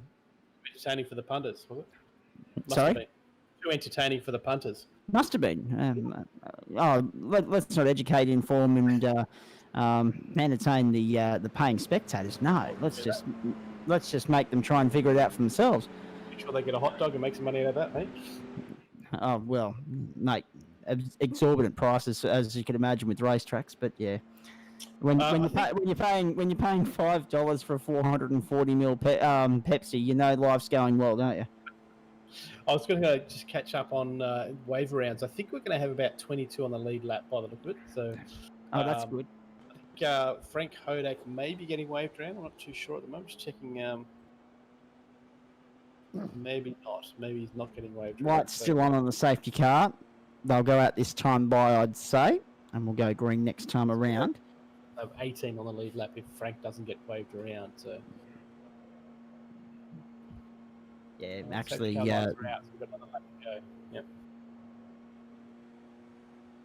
So I'm just having a look here. We have got an extra lap behind the caution. Chris Kisby threw the caution first up, and then threw it again as he was continuing wave rounds. Jared Daly, the last one to be waved around. So, lap 13 will be restart point, and hopefully from there, we will get the remaining what will it be? 35 laps in. About 30, In 38 40 minutes. Jeez, we're pushing it. We're pushing it. We're pushing it. Mm. Fingers crossed that we get to 47. If not, we apologise profusely. I think you might need more than fingers crossed. Yeah, toes as well. Tongue-tied and everything. Fair dinkum. That shot was amazing, but Just the icing on the cake of what's been an absolute, what of a day. Dear. Jonathan Turner leads this race from Jackson Ray, Hannah, Bevan Moyes, Joe Baldwin, Rick Vincent, Chris Stark. And unfortunately now we're at a point where instead of looking at the lap counter, we're going to be looking at the clock, but that's okay. what do you think? 45 maybe? A bit less than that? Yeah. Well, it's 35 laps to the checkered flag, but it just depends how much time we lose under the caution. So last lap around, Nick Kyrgios is having a whinge at the umpire as well, so expect that game to start going in Dominic Thiem's favour. 2:37 a lap behind the caution, so the fact that we're losing another lap behind the caution, there's another minute and 20, it just chews into the times. So, race pace is on song about a minute 10. It's going to be touch and go because you've also got to add in at least 2 fuel stops here. So it might be, And the one thing I don't know, Paul Nichols, is when you look at the fuel saving, is that as stringent in IndyCar as it is in the stock cars? Yeah, correct. Yeah, I'm not too sure. Also, I think they have 10 push to start, so obviously that's going to burn up some fuel as well. So it depends on who's used what so far. So, Oh yeah. Except for a restart here. IndyCar from Long Beach, great to have company wherever you're tuning in. Friday Night Motorsport for the Gentlemen Sim Racing Club. Back to green we go. Racing once more. Nice restart from Jackson Rayhana. Immediately moving up on the inside of Jonathan Turner, but he's going to be on the outside when they get down to turn 1. Nice restart here, 2 by 2 as they head down to 1. Turner on the inside has the line. Rayhana follows him through. Safely and surely, everyone gets through that first tight little twisty section. Good stuff. Much cleaner restart than what we probably anticipated. Turner leads onto the back straight.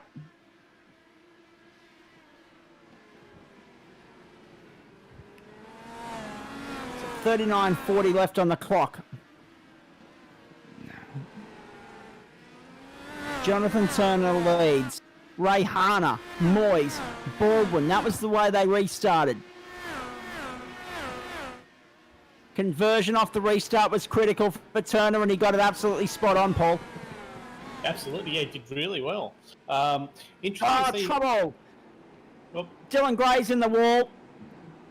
And I'm not sure who he's been tangled up with there, but Dylan Gray has got a loose rear wing.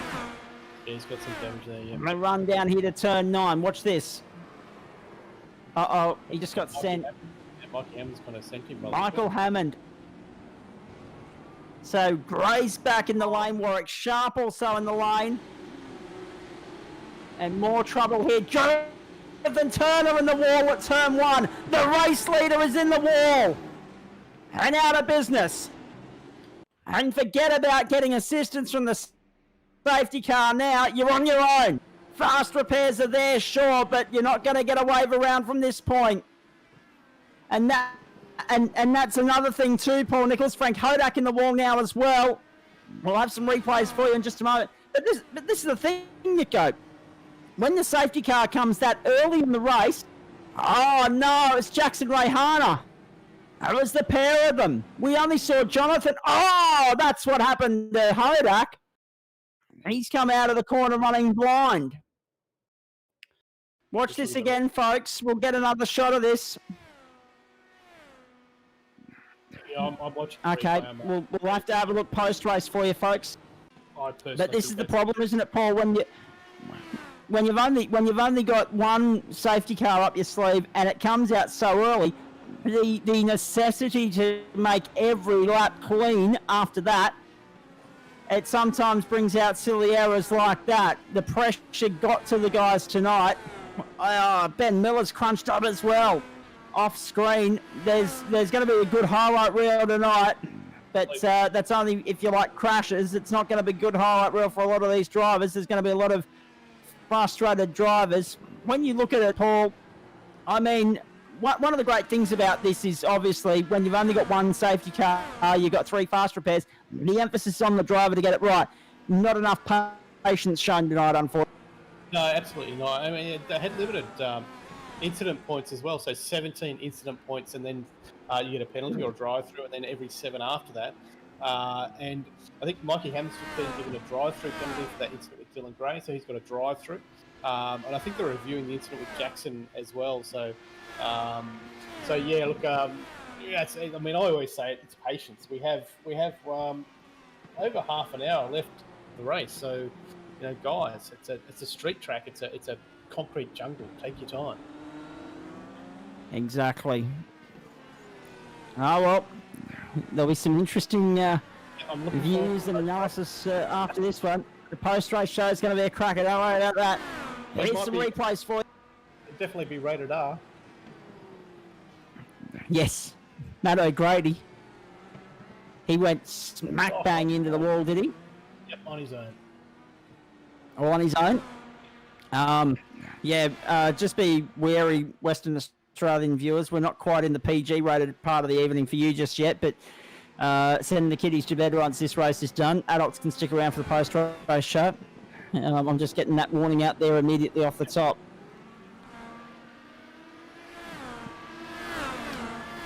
And I reckon there'll be a few drivers here. Paul Nichols quite disappointed that they're not at 3 wide. Jeez, they somehow made that work. I've got no idea how. There'll be a few drivers tonight. Paul Nichols very disappointed they're not within reach of the Wabundri Hotel at the end of this race, because I think a few of them are going to want to have a spicy cola or two. I'd say, yeah, probably more than 1 or 2. There's probably a few egos have been bruised as well at the moment. Angus Cook down the inside of Julian Mookie. And job for 8th. Cook to 8th on the inside of Mookie. We've got a car facing the wrong way on the exit of the out there. And given some of the impacts and some of the crashes we've seen so far tonight, Paul Nichols, a lot of these drivers are very lucky they're not in the real world and they're in the sim world. Otherwise, they'd be up for an ambulance, right? Oh, definitely. I think there are probably about 4 or 5 or 6 ambulances on track in most of these IndyCar races, and ambulance would be the word of the day, I'd say. Absolutely. But we know the safety system. Look at this. The F1 cars and Indy cars, obviously the safety cockpit and the safety cells are amazing. So James Mooney off the circuit. Couple of cars off the circuit on the exit. This is at turn 10. With apologies. Oh, he's just got clipped. Oh dear. The night just keeps getting better. Julian Mookie's running around with a broken front wing. I'd like to give you an indication as to where we're at the moment. That's how good it's going. Julian Mookie's running around with a broken front wing. Nick was that Nick almost in the wall there? There's a lot unfolding here before our very eyes tonight. I tell you, I mean, Nico Pop again. Pit stops are still around the corner as well, and fast repairs are going to be burnt and expired before you know it. I think Nico Pop might be one of the dark horses in P7 at the moment. 24 seconds off the lead. I know Nick's driving style. He's very patient. He's avoided most of the stuff tonight, so keep an eye out on Nico. For sure, I agree. Good to have your company wherever you're tuning in, ladies and gentlemen. Gentlemen Sim Racing Club, Friday Night Motorsport on Simshed Broadcasting. Jackson Rayhana off the circuit again. When it rains, it pours.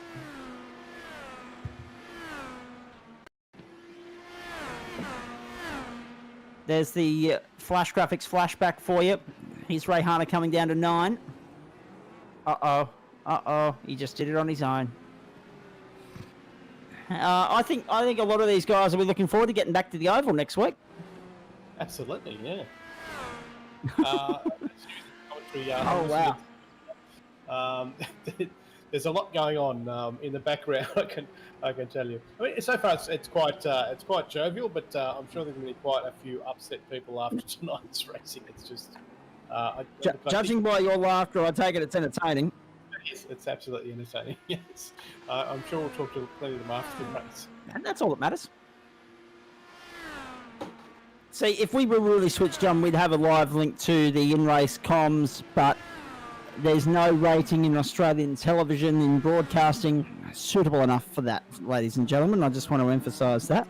Well, there's no swearing in race comms, which we have as part of the club rule, but there's some really good banter going on at the moment. So, anyway. Here's Michael Hammond in more trouble. Oh, no.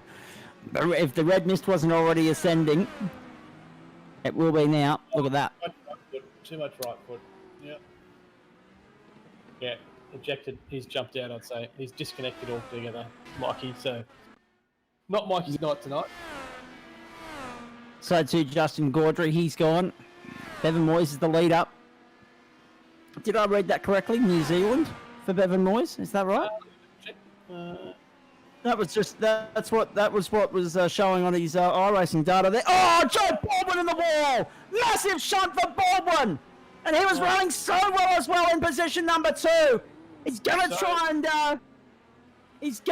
keep the boot into it and get it back to pit lane, but that's a monster shunt for Baldwin the West. Trucker Joe. My goodness.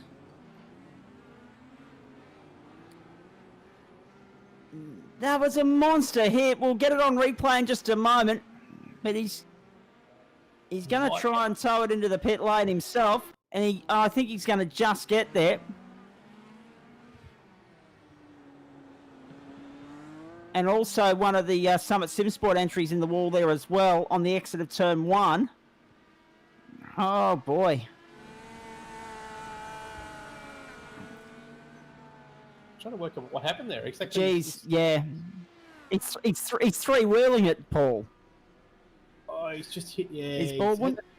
He hasn't. I'm just trying to hit how he hit that. He just hasn't braked enough. He hasn't hit the apex and then hit the marbles on the outside and hit the wall on left. Oh, he almost crashed in the lane. Oh no! In he goes. Parks it. Fast repair instantly. He's okay. He'll be good. He'll lose a lot of time. He'll lose a lap, but by G, he'll be happy that he hasn't had to cop the tow as well. Crash there. Which is amazing. Crabbing was the term I was looking for. It was crab walking, wasn't it, through into the pit lane? Yeah. We're past halfway. 29 minutes, 20 seconds to go. Indycar Pop's pitting, I think, by the look of it. Just come out of the pits. No, he's continuing on. So, position number 5 for Nick. At the moment, Dylan Gray's manually disconnected. He's out for the night. There's a lot of retirement stacking up here at the moment. Well, Dylan Gray's in Victoria. He said to me this afternoon, he said, I've got a 5-day lockdown. Plenty more sim racing. Went, good on you, mate. He's not going to school tomorrow, so he'll be sim racing tomorrow, practicing probably for Saturday night? Hang on, Paul. He wasn't even going to school tomorrow to begin with. It's not like they go to school on a Saturday in Victoria. But yeah, your point's very valid. Because I work in the car industry, Saturday's like Friday for me. So. Yeah, correct. Very good stuff. Josh Thomas has just clocked the fastest lap of the race. I'm glad JP's relaying that info through to me because my computer's having a fit at this point in time, just not wanting to run all the graphics here. But if I close, now that I've got all the information I needed out of the iRacing server, if I close that might actually help my cause. We'll see how that goes in a moment. But just repeating, I meant to say too, when we were looking at the date and everything else, it's 3:09 in the afternoon sim time as we broadcast this. So that's well and truly in the daylight hours over there in the US. No dangerous sunset because by April they've got daylight saving. You know, that modern, civilised, progressive concept. Wake up yourselves, Queensland. That's very nice. But this is the interesting point, Nico. Partly cloudy, 26 degrees, and 43 on track. So the tyres are really getting a workout. Absolutely, yeah. Tyres. this track being a concrete track as well, it's not a bitumen track, it's a concrete track. So to get that heat into it, and it's not very even as well. There's lots of bumps, and I think hence why we've had so many people fall off track. Indeed. Good to have you with us wherever you're tuning in. Friday night motorsport for the Gentleman Sim Racing Club. That did the trick. Closed eye racing, and all of a sudden all my times have come back to me. Fantastic. There's the trick. 24 laps to go, or somewhere in that vicinity, or 27 minutes, whichever comes first. And I think the clock's going to beat us on this one, unfortunately. But we'll see how we go. Fingers crossed that isn't the case, but that'll be rectified next week. Bevan Moyes. Yep, it says New Zealand all right on that graphic. So it's a nice late finish over there, but I'll tell you what, it'll be a nice early finish because they'll extend the party well into the early hours if he can get this one up tonight. What a drive this has been thus far. Consistent. Angus Cook second, Nick Vodiatis third, Chris Stark fourth. And only, and I stress this, only 5-6 cars left on the lead lap. And Bevan Moyes is about 2/3 of lap clear of anybody as he comes into the lane for his next stop. Fastest lap of the race still belongs to Josh Thomas. Just trying to find where he is on the leaderboard here. There he is, down in 12th, 109.32. Everyone else has been in the 10s and 11s. He punched out a 109. Good luck to him. Angus Cook in the lane as well. Nick will probably follow them in. Yes, he does. Nick's in the lane. Top three in the lane right here, right now. So Gary Cousins is the first car on track that's pitted there. He's P5. Bevan Moyes heading back out onto the racetrack now. Pit time for Angus Cook, No, that's a reset. My apologies. 7.95 for Bevan Moyes. Oh no, trouble. Oh, no. Chris Stark. Chris Stark. I was looking at the timing screen and Chris Stark's parked it. Now they're all trying to get into pit lane. Trouble there. Oh, jeez. Gary's got caught up in that as well. Gary Cousins got caught up in that incident. He did indeed. So Bevan Moyes back onto the racetrack. Angus Cook as well. Nick goes out too. Massive. Oh no! Who's that? There's I don't know who that was coming through past Nick there. But serious net code and a serious stroke of luck for our good mate in the 99. Bevan Moyes leads. Angus Cook second. About a quarter of a lap between them at the moment. Then Nick's in third.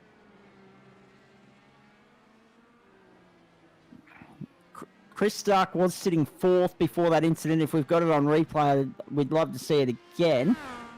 But he got turned. I don't know whether he got turned around or did it on his own coming into the corner. So he did it on his own, and that obviously backed the field up, I'm being told. So Spun the car. Here we go. Flash graphics flashback for you. From the last lap, Chris Stark coming round onto the main straight. As I said, I was looking at the time sheets at the time. We're trying to do some mental arithmetic, but it wasn't working for us. He's just kissed the wall, and that's it. Back the pack up. Gary Cousins involved, the car in front, getting a broken front rear wing and all of that. My goodness, it's been one of those sorts of nights. Just sums up the day, really, doesn't it? Nick Vodiatis sitting there in third. Of course, Nick. Yes, I was going to say too. Bevan Moyes is in traffic at the moment. Angus Cook is right there with him. This race just got interesting. Jackson Rayhana trying to make life difficult for Moyes. Car in the wall.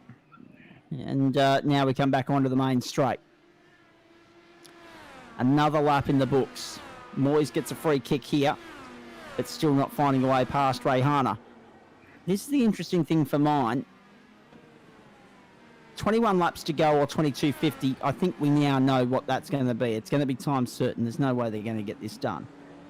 This 47 laps, given they've still got another round of pit stops as well. So you can forget about that. And apologies from us in advance. But you've got 4 cars still on the lead lap. In fact, I'm not even sure if that is still 4 cars on the lead lap, if I'm honest with you. But, yeah.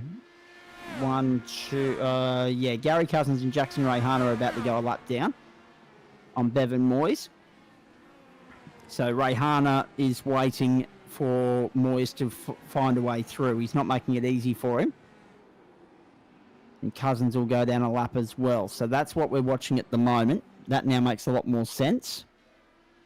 Just trying to follow along with live timing here, folks, and it's not always easy as they come across the line. Bevan Moyes, Joe Baldwin, Rick Vincent, Angus Cook, and Nick Fodiatis, the top 5. Bevan Moyes, it's telling me the interval is something in the vicinity of 30 seconds, which is extraordinary. And, trouble at 1. James Mooney's gone around again. Joe Baldwin, despite everything, sits 3rd, which is astonishing. Amazing, yeah. 4th, my apologies. 4th, yes. So, there's Mooney going round the wrong way. Oh, well. This is going to be a round to be remembered for a while. There's going to be a few interesting debriefs happening and postmortems happening tonight. No doubt about that. Meanwhile, John Cain Arena, it's 2-2 between Team and Kyrgios in the 4th set on serve. So we'll keep our eyes on that. Here's Jackson Rayhana in 7th. Fastest lap of the race for Joe Baldwin, 109.29 that time by. And here's Rayhana into the lane. Nick is 3rd, Joe 4th, Angus 2nd. They all punched out their PBs of the race. Joe, his fastest lap of the race that time by. And the fastest lap of the race outright, I should point out. Rayhana in the lane, Turner in the lane. And, yeah, all hell breaks loose. But going back to the Chris Stark incident, that's how easy it is to get caught up in an incident around here, isn't it, Paul? Starkey did it on his own, but with nowhere to go. You get caught up in incidents that are not your fault, that you didn't cause, that you had no intention of being involved in, just by being an innocent bystander. I know the feeling. Happened in the Cadillac race. Yeah. I've let it go. Oh, very good. Let it go. I'm over it. It's fine. What is it? The 5 stages of healing, isn't it? Yeah. I think I'm at stage 4. Look, it's one of those. I mean, a street circuit is always going to be tough in an IndyCar. I mean, there's concrete everywhere. Yep. It's one of the toughest. I jumped in just before, after I rage quit out of the first That's server. Tried to do a couple of laps and couldn't do them. So, look, hats off to these guys. An hour of racing around here, if you can bring it home, well done. And that's why you're in the commentary box with me. Yeah. And that's why I'm in the commentary box full stop, because I can't drive any of them, let alone just one. So this is Joe Baldwin sitting there in 4th at the moment. Nick's up the road in 3rd. Angus Cook 2nd. Bevan Moyes 1st. Really, with margin being about 19 seconds, it's Bevan Moyes' race to lose here, Paul. Absolutely. I mean, I'm not sure if his pit stops, whether he's got enough. We won't have enough fuel to get home yet, but yeah, it'd be really interesting to see. I don't know, JP, have we got pit stop strategy there? Have you seen that? All over? Are they? Yeah, okay. Let's, on that note, get an update from Race Control with Chris Kisby. Hello, mate. G'day, Mr. Zach. Paul, JP. Yeah, as you may imagine, very busy night in the office tonight. Oh, you don't stay? Quite a lot of... I don't know whether you noticed or not, mate. Didn't know whether you noticed, but I thought I'd let you know. Yeah. Quite a few drive-throughs on those. The drivers have been pretty good on them. On that, there's nothing really to look at afterwards. Everything's been done on track, so at the moment, the drive-throughs are too many to go through at the moment. So that's what's been happening. Thank you very much for that, Chris. Appreciate it, mate.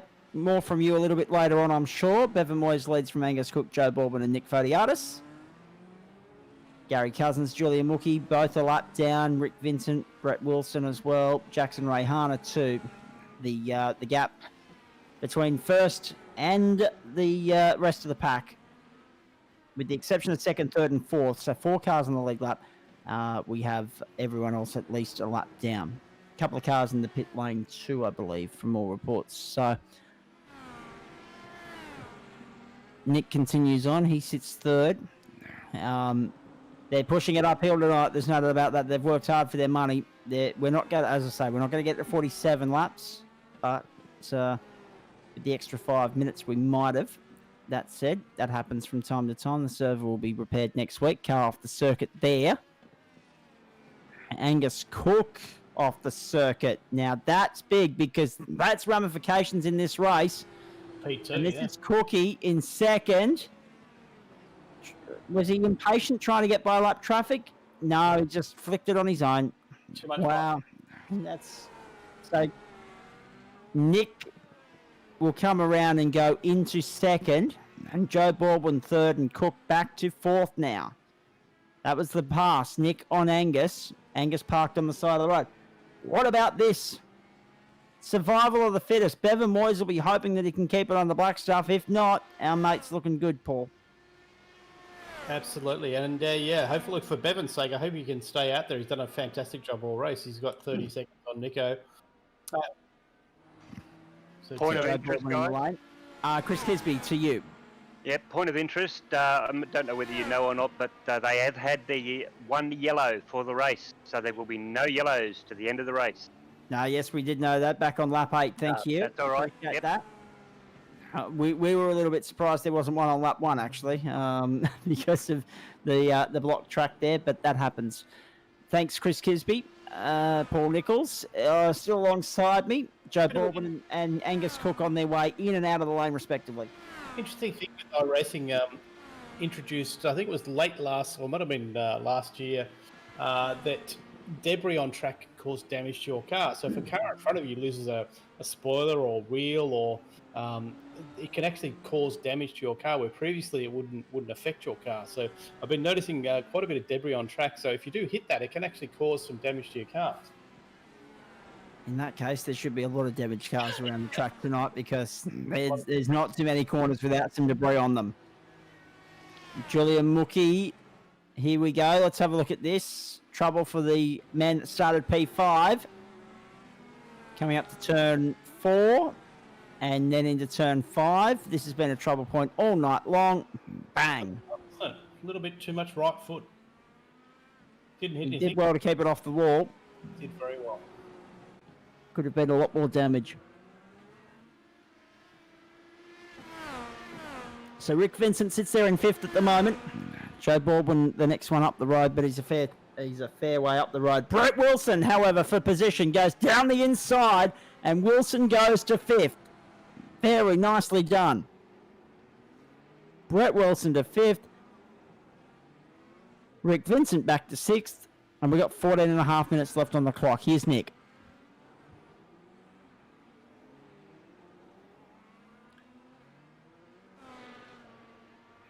Now, here's something for you. Live timing tells us, and you might see a graphic relating to it in a moment, but live timing tells us that last time around, Bevan Moyes, a 1:16.4. Nick, closing in. It's not too late, is it? 1:10.9. Nico, that could come down to two things. It could be tyre wear, it could be traffic, or, alternatively, it could be that he's made a mistake somewhere and we haven't seen it. Yeah, correct. So, I mean, Or even fuel saving, but I think the ship has sailed on that one. yeah, absolutely. I'm just having a look at Bevan at the moment. He may have had some traffic there that's caused him to slow quite a bit. Or he's on the red marked tyres, so the soft compound tyres. So maybe his tyres are going off. Fastest lap of the race, in fact, for Josh Thomas, 109.06. How about that? Nick goes on by, still sitting second at the moment. Either way this goes, whether it's Moyes, Fodiatis, Cousins or Baldwin, we're going to have a new race winner in the series. 3 in as many weeks for the IndyCars. Chris Stark winning week 1, Adam Lavis week 2.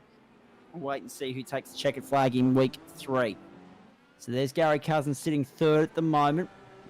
And 4 seconds up the road from Joe Baldwin. Angus Cook also their 5th position. So Nick's gained about Josh Thomas. No, not quite on Julian Mookie. But this is 4 position.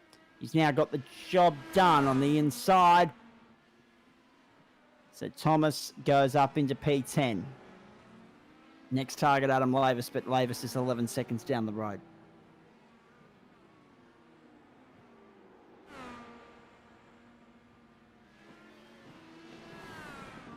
Hope you're enjoying the broadcast wherever you're tuning in around Australia. Gentlemen, Sim Racing Club action. Friday night motorsport on SimShed Broadcasting. Don't forget to come back and join us Tuesday night for the NTS Supercar Championship on SimShed Broadcasting. 8:30 Eastern Daylight Time. We head to Barber Motorsport Park. So looking forward to that immensely.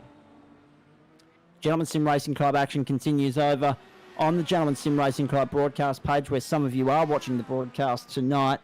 We'll be back with you on Monday night as we head to Alton Park for some wings and slicks and GT racing. Wednesday night, the up-and-comers from Charlotte. Of course, that'll be good fun. A nice, fast speedway to get you through the first part of the evening.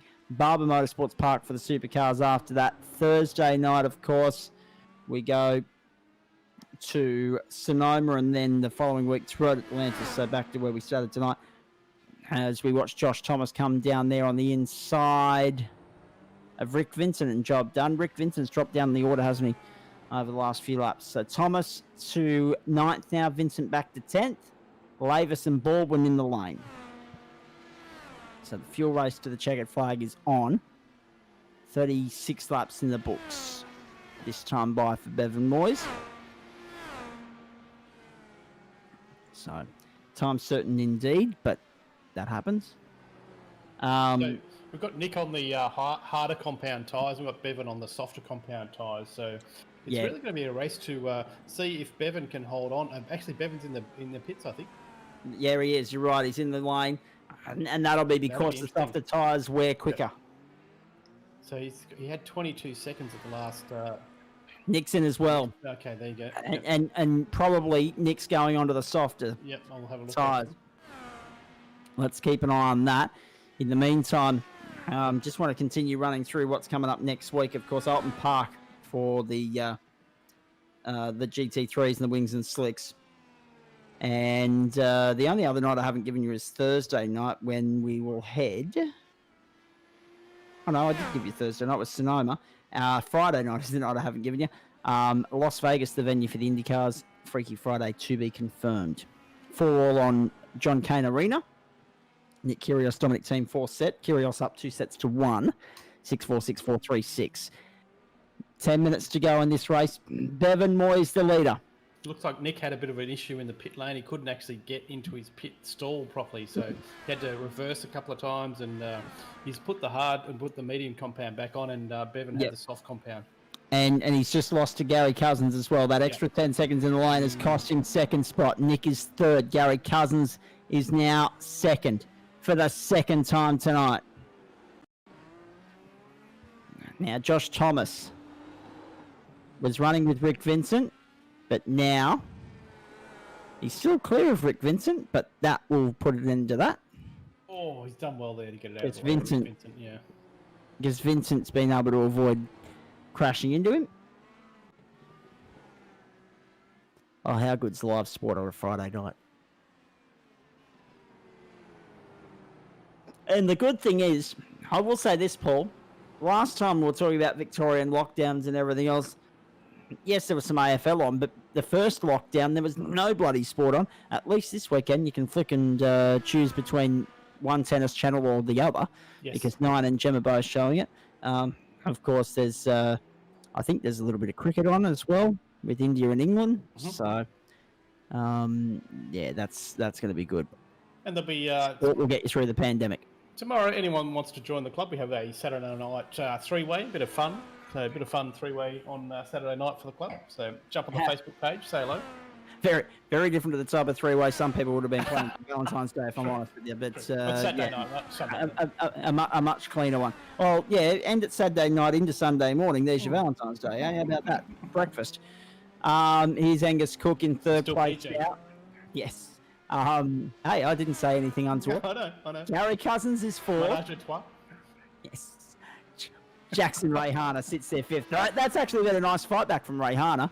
And now he's fourth because he got through on the inside of Gary Cousins. So Bevan Moyes, Nick, Angus, Rayhana, Cousins. They are all trying to get to the checkered flag now on what fuel they've got left, on what tyres they've got left. And given that the clock is going to expire on this race in 7 minutes and 40 seconds, that's exactly where they will go. This will be the first time certain finish in Long Beach since the 2008 Champ Car race there, I believe. if my memory serves. That famous weekend where, because of the reunification after the split, they had IRL at Matigi in Japan, and they had, of course, Danica winning. They had Long Beach for Champ Car, and that was the last Champ Car race we ever saw. And IndyCar's in a very good position at the moment. Looking forward to a massive season. Of course, you'll see the 17 races on Fox Sports here in Australia. I think I really yearn for the days where we had more motorsport on free to air, actually, if I'm honest. I think it's going to be an amazing season for IndyCar with so much Australasian interest in the drivers, obviously, with Scotty going over there for this season. So looking forward to it. Should be fantastic. Should be indeed. And also F1 with our friend Dan Ricciardo. Would have been better if Lewis just hung up the helmet and retired, but yeah, it'll be a good enough season there. Was it a 1 year deal for Hamilton? 1 year deal, and that's it. Let's hope it's the last year deal. Yeah. Don't get me wrong. I loved when Lewis burst onto the scene in 2007. I thought it was great for the sport, and then it's just unfortunately gone to his head. Unfortunately, I didn't think they'd find a helmet big enough, but yes, they have, and we've got to put up with another year of that arrogance. But when you're running the best car and therefore you're winning the most races, you can be as arrogant as you like. Yeah. Ever noticed the arrogance of Sebastian Vettel has somewhat died down in the last couple of years? What was been with Ferrari? Yeah. Now 5:55 left on the clock. Sharp ride to Indy with Motor Focus. Good to have your company wherever you're tuning in. Friday Night Motorsport and the Gentleman's Sim Racing Club. Update from Melbourne Park for you very shortly. 5:42 on the clock. Nick Fodiatis sits second. No one catching Bevan Moyes tonight. He's out over 24 seconds in front. Yeah, Bevan's just doing an impressive drive from Bevan Moyes. Right place, right time. Got through all the rubbish at the start. Absolutely. They drive clean. Been smart around traffic and had a really good race. So 25 seconds in the lead. I think he's pretty safe. He's probably just putting down 110s, 111s just to be safe, I'd say. Yeah, well, 112.42. There you go, yeah. That's the last time around, whereas Nick was punching out a 10.55. And he's in no danger whatsoever of losing at this point, Bevan Moyes. There's Angus Cook. He'll look to bring it home in third. Good fight back from Jackson Rayhana, despite the fact that he sits seventh at the moment. He was the pole man, of course. He got caught up in an early race incident, which has seen him trickle down the order. Joe Baldwin back up to eighth after his crash as well. And getting good news, actually, with regards, we were talking Formula One, of course. Fernando Alonso involved in a training crash on a bicycle, but the squad that are looking after him this year, they say they expect him to be fully operational ahead of testing in the new season. So that is good news for Fernando Alonso.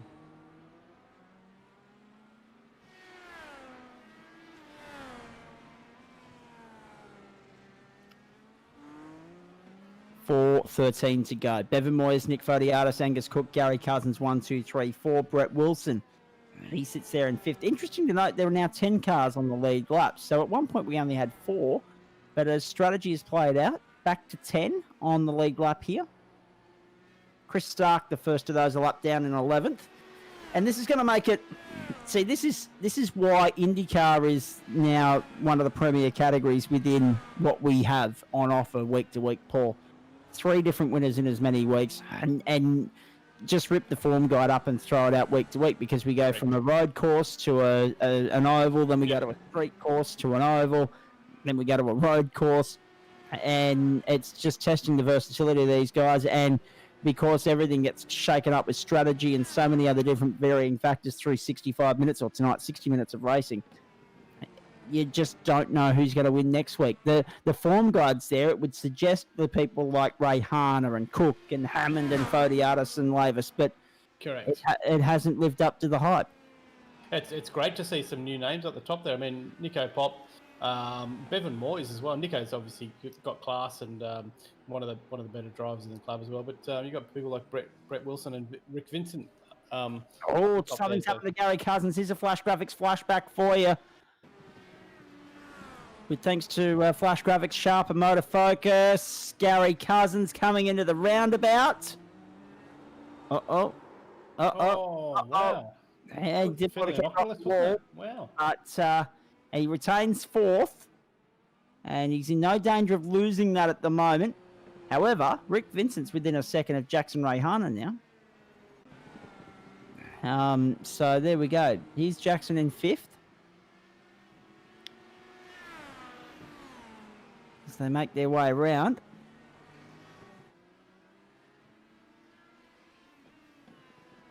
Let's have a look at Josh Thomas here now for you as well on the Flash Graphics flashback. Coming out of the pit lane on the run down to turn 1. How many times have we seen this over the years? I guess the rejoin with the cars approaching from drivers left. Oh, he's actually done the right thing there, Paul. Instead of firing back out onto the racetrack, right into the line of danger, into the firing line there, he's yielded and let the guys fighting for the position to go through there. That is Bevan Moyes. This will be the second last lap. So we're only going to fall 2 laps short in the end, Paul, because this one will get us to 44, and then they'll get back to the line before 45 before the clock expires to start 45. So we're only going to fall 2 laps short in the end, which, given that we had an extra lap behind caution that we weren't planning on, I'll take that. So Bevan Moyes, Nick Vodiatis, Angus Cook. What a performance this has been. Now live timing tells me that we've got only 3 cars in the lead lap. Yeah, I've got 3 on mine. I've got Bevan, Nico, and Angus Cook. Yeah, I had 10 white boxes a minute ago. Now I've got 3. Round onto the race straight. Bevan Moyes to start the last lap from here at the Long Beach Circuit in California. We've had another incident off screen. Let's have a look at the Flash Graphics flashback for you. Josh Thomas chasing Rick Vincent here. And, that ruins that battle. Yep. Just smacked the rear tyre into the wall there. And Jackson Rayhana punches out the fastest lap of the race. 1 minute 8.84. Bevan Moyes on the run home. This has been a scintillating performance from him. And he's been there all night. After the incident for Rayhana, after the incident for Cook, this guy inherited the lead and has not looked back. This has been a superb drive. And again, just rip that form guide up and throw it out. That's a good thing. That's a great thing about this, Paul. We land here on a Friday night. We don't know what's going to unfold. We've had so many new members join the club recently and join as financial members that can jump into these races. And we don't know their form, and Bevan is one of those guys. So hats off to Bevan. Well done. Last turn, checkered flag.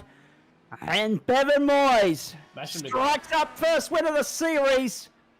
Well done. He strikes up the upset at Long Beach in California and gets the job done. Very nicely done. Cousins comes home in 4th, a lap down. Hodak 4 laps down. Rayhana a lap down. They're all lighting up on your screen there. What about this? Our good mate Nick Vodiatis will bring it home in 2nd. And that's a pretty good result too. 3rd will go to Angus Cook. Next one home. Here's the last one on the lead lap. Bevan Moyes, remember that name, ladies and gentlemen. He's chalked up 1 and sprung the surprise and the upset here tonight. And it's been a series full of them. Chris Stark in week 1, Adam Lavis week 2, Bevan Moyes week 3. This series just does not always run to script.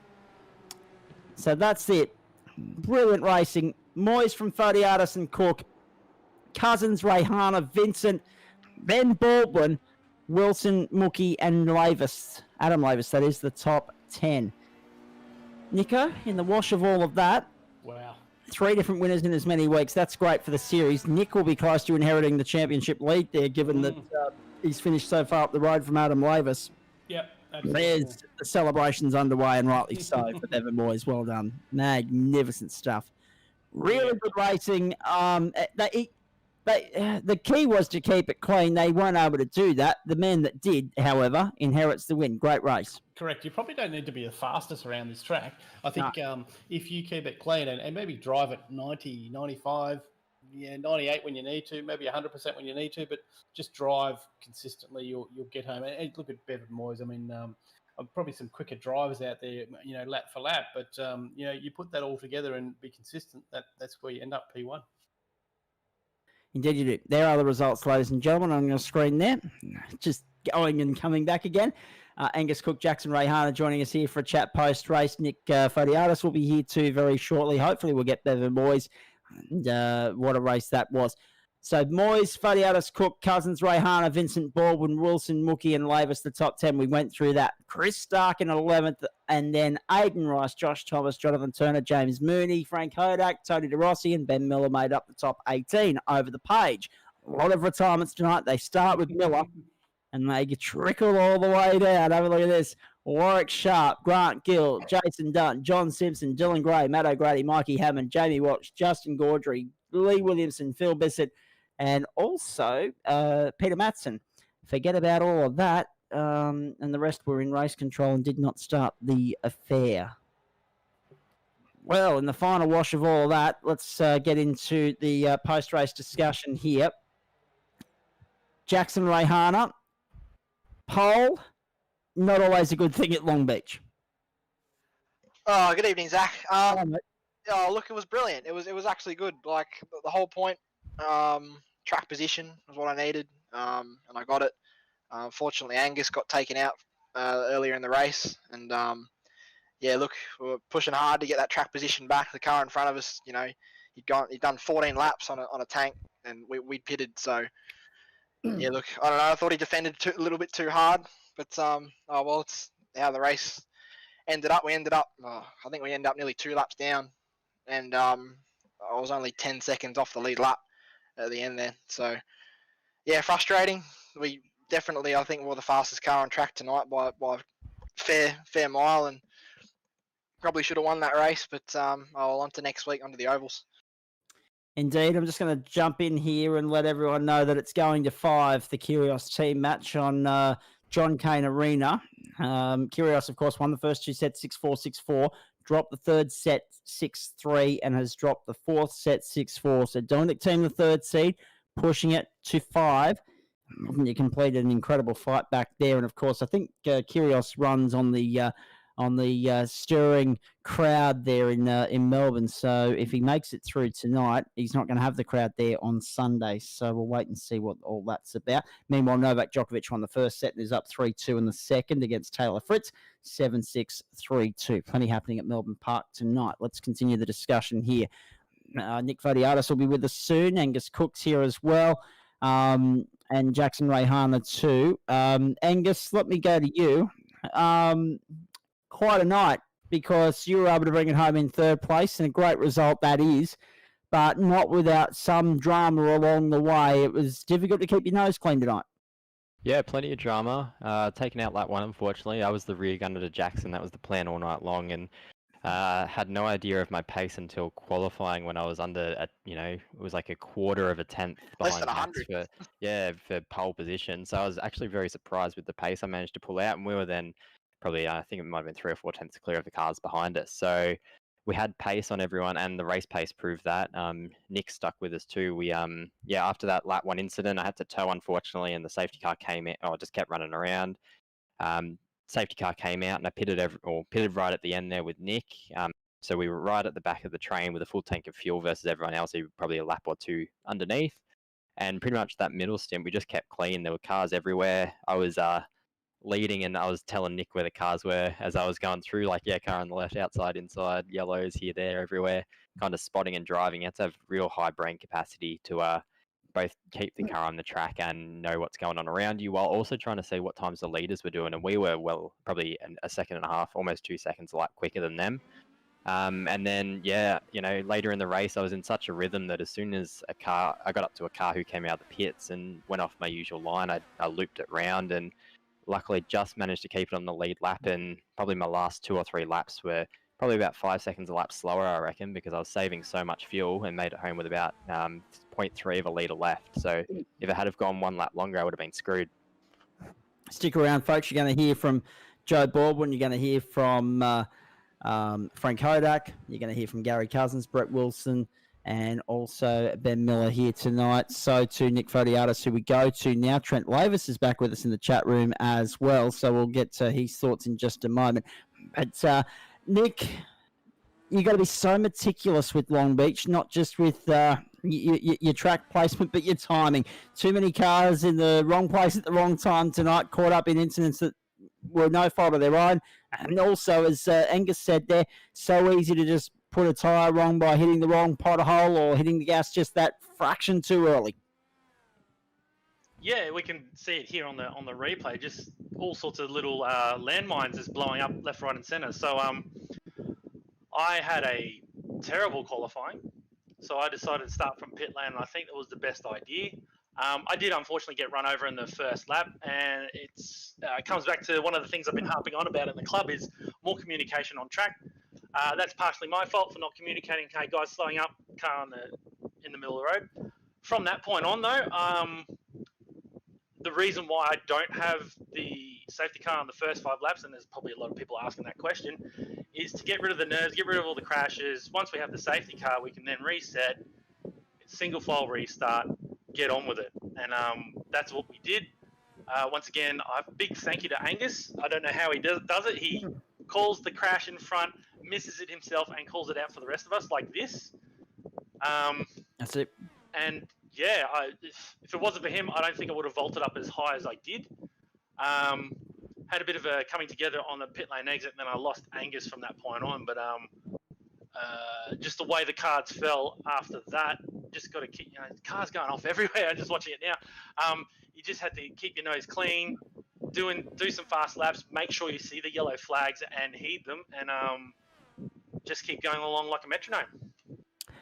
Great work from Bevan Moore. He's not here with us in the chat room, but He doesn't have Discord, is what he said. Well, that's the problem. But let's just give him a round of applause for a moment, because that was a superb drive. That was pretty good. Kept it clean, did what he needed to do, walked away with a very comfortable win in the end. I mean, we fell 2 laps short on time, certainly. That's unfortunate too. But 45 laps around here in an hour, that's a fairly taxing toll on you guys. But it speaks volumes of just how open this series is, Nick, and you've got to be proud of how it's all played out so far in the first 3 weeks. That we've got 3 different race winners on 3 completely different racetracks. Yeah, look, there's only 3 cars on the lead lap for the last 2, but I mean, it's just the way it all pans out. You just got to have the right amount of luck, got to stay out of trouble. I'm not too fussed about only having 3 cars. It just means the rest of us have to work harder. Yeah, this is exactly right. We'll get back to you in a moment. We'll get some thoughts on Las Vegas. Let me bounce across you. Let's bring in Ben Miller and Brett Wilson. I'll bring in Brett first with 8th. Tell us about your night, mate. Oh, wow. Hey, guys. Yeah, wow, what a night. I knew it was over when we started qualifying, because I first lap put it in the wall, and I thought, I'm good to go, and I just got nowhere near the pace I'd been practicing when I purchased the track this week. First lap taken out. I think I was following some good racing. I touched them. I pulled over to readdress. Unfortunately, they had to reset. Got a drive-through. Got another drive-through. So yeah, it was a chaotic race tonight, but I managed to finish. That was the main thing. Steep learning curve. Well done, mate. Yeah, Well done. very, very steep learning curve, but really. Good on you for persisting and finishing. Yeah. Exactly. I was about to say, good on you for hanging in there and finishing the race. I mean, it's disappointing so many people disconnected, but yeah, well done for finishing. Yeah, thanks. Thank you. But yeah, other than that, it was a good night. Good night watching the other guys. They did very well. A lot of retirements, but I think we all take a little bit of pride in the fact that there were 30 cars line up at the start tonight. That was quite a sight to behold. Let's bounce across Brett, go to Ben Miller. You would have been thankful for the fast repairs there, Benny. A couple of times we saw you crunched up.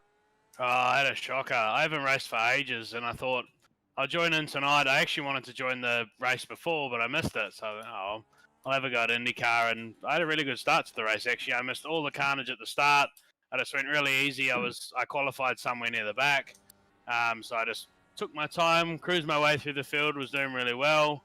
And then after about lap 15 or 16, I think I just started to get a little bit too much confidence up and made a few mistakes and had an accident, and then, yeah, just sort of snowballed from there, and that was my night over. I actually didn't mean to exit out. My game crashed right sort of towards the end of it. Yeah, I need a bit of CPU cooler. After about an hour, it just sort of gives up. So yeah, it crashed, and then I sort of thought I only had a few laps to go, so I wouldn't bother rejoining. But yeah, it was good. It's good to get back into it. I miss racing as much as I used to, but everything's a bit busy these days. So Yeah, this is exactly right.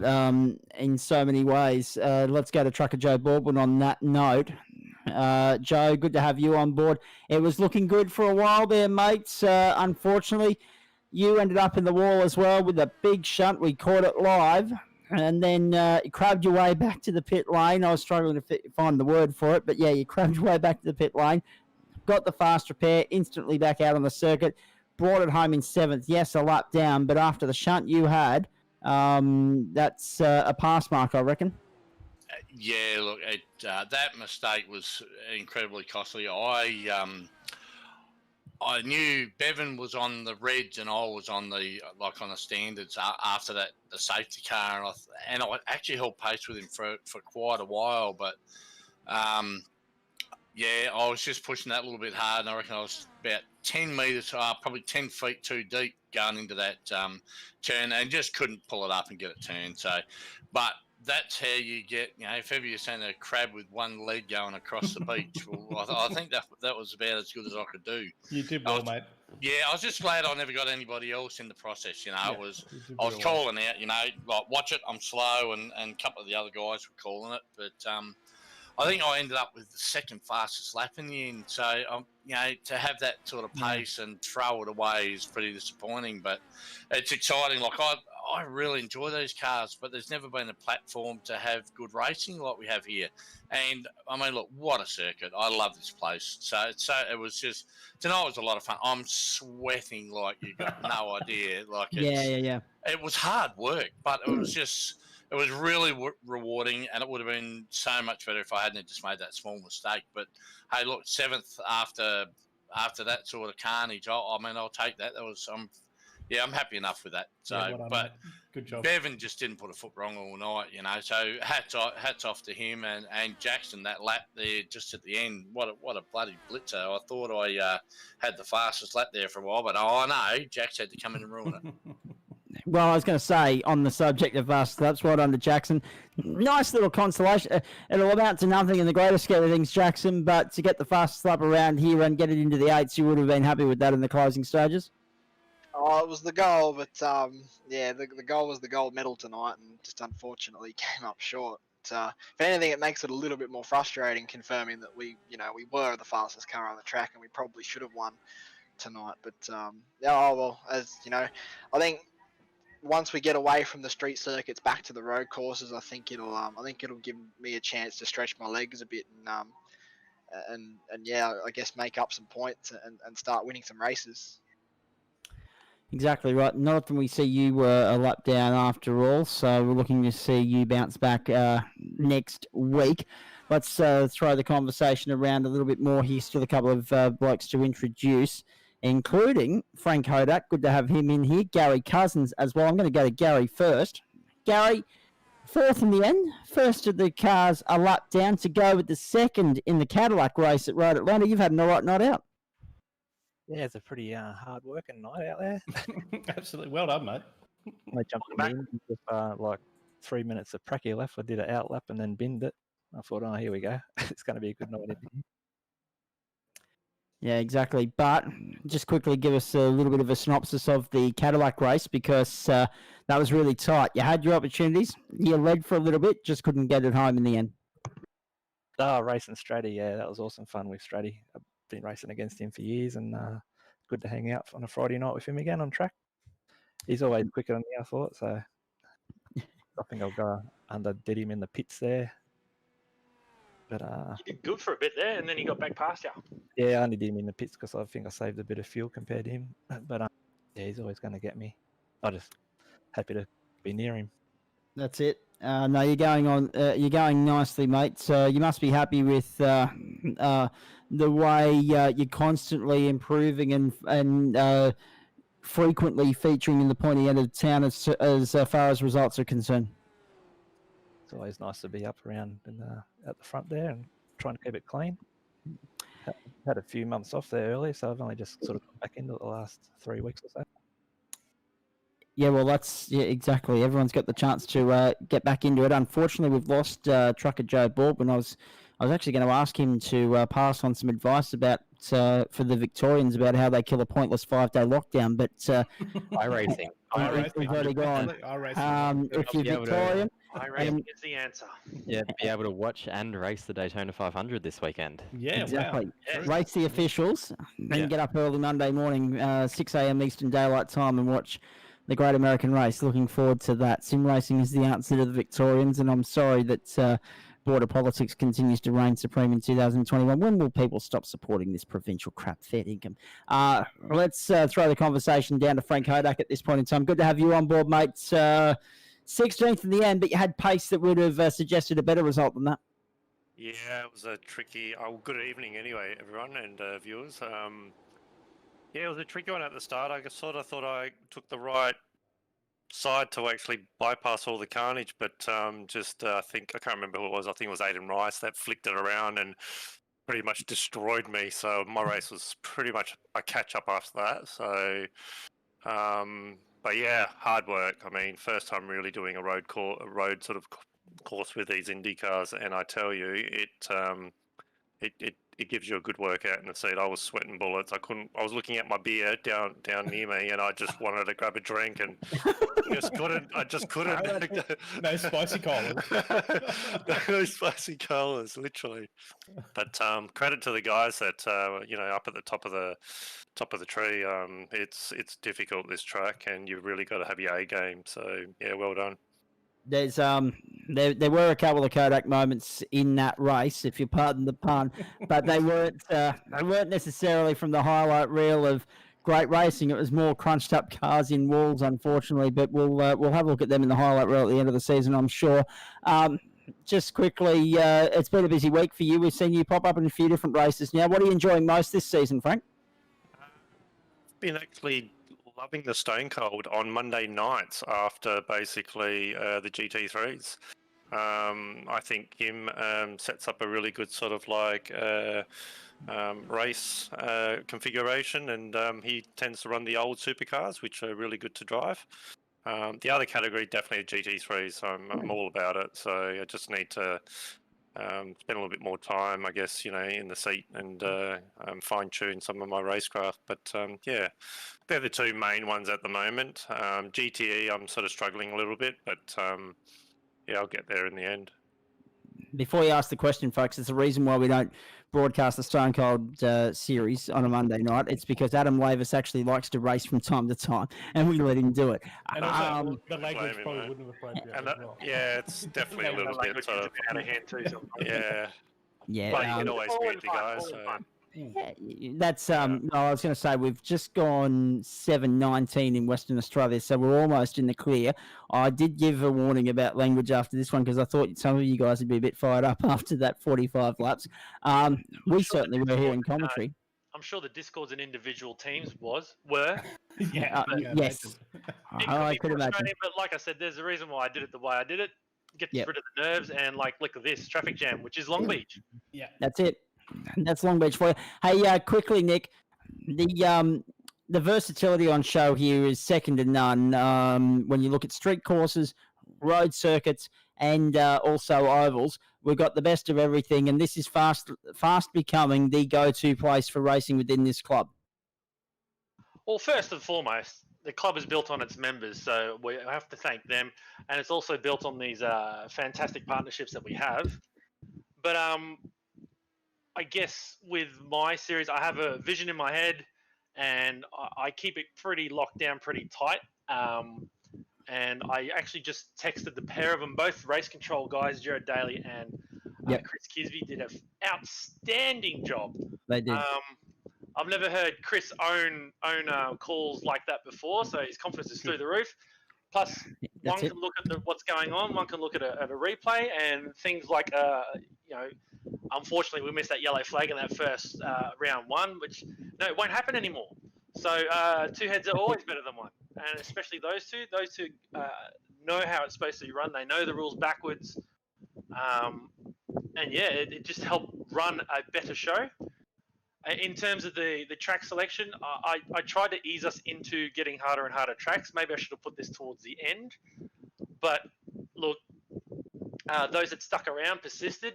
People like Jackson actually got back on the lead lap. It was just right at the very end there. He actually had to jump off it. But you know what? I'm loving the series, participating. I'm love putting it together.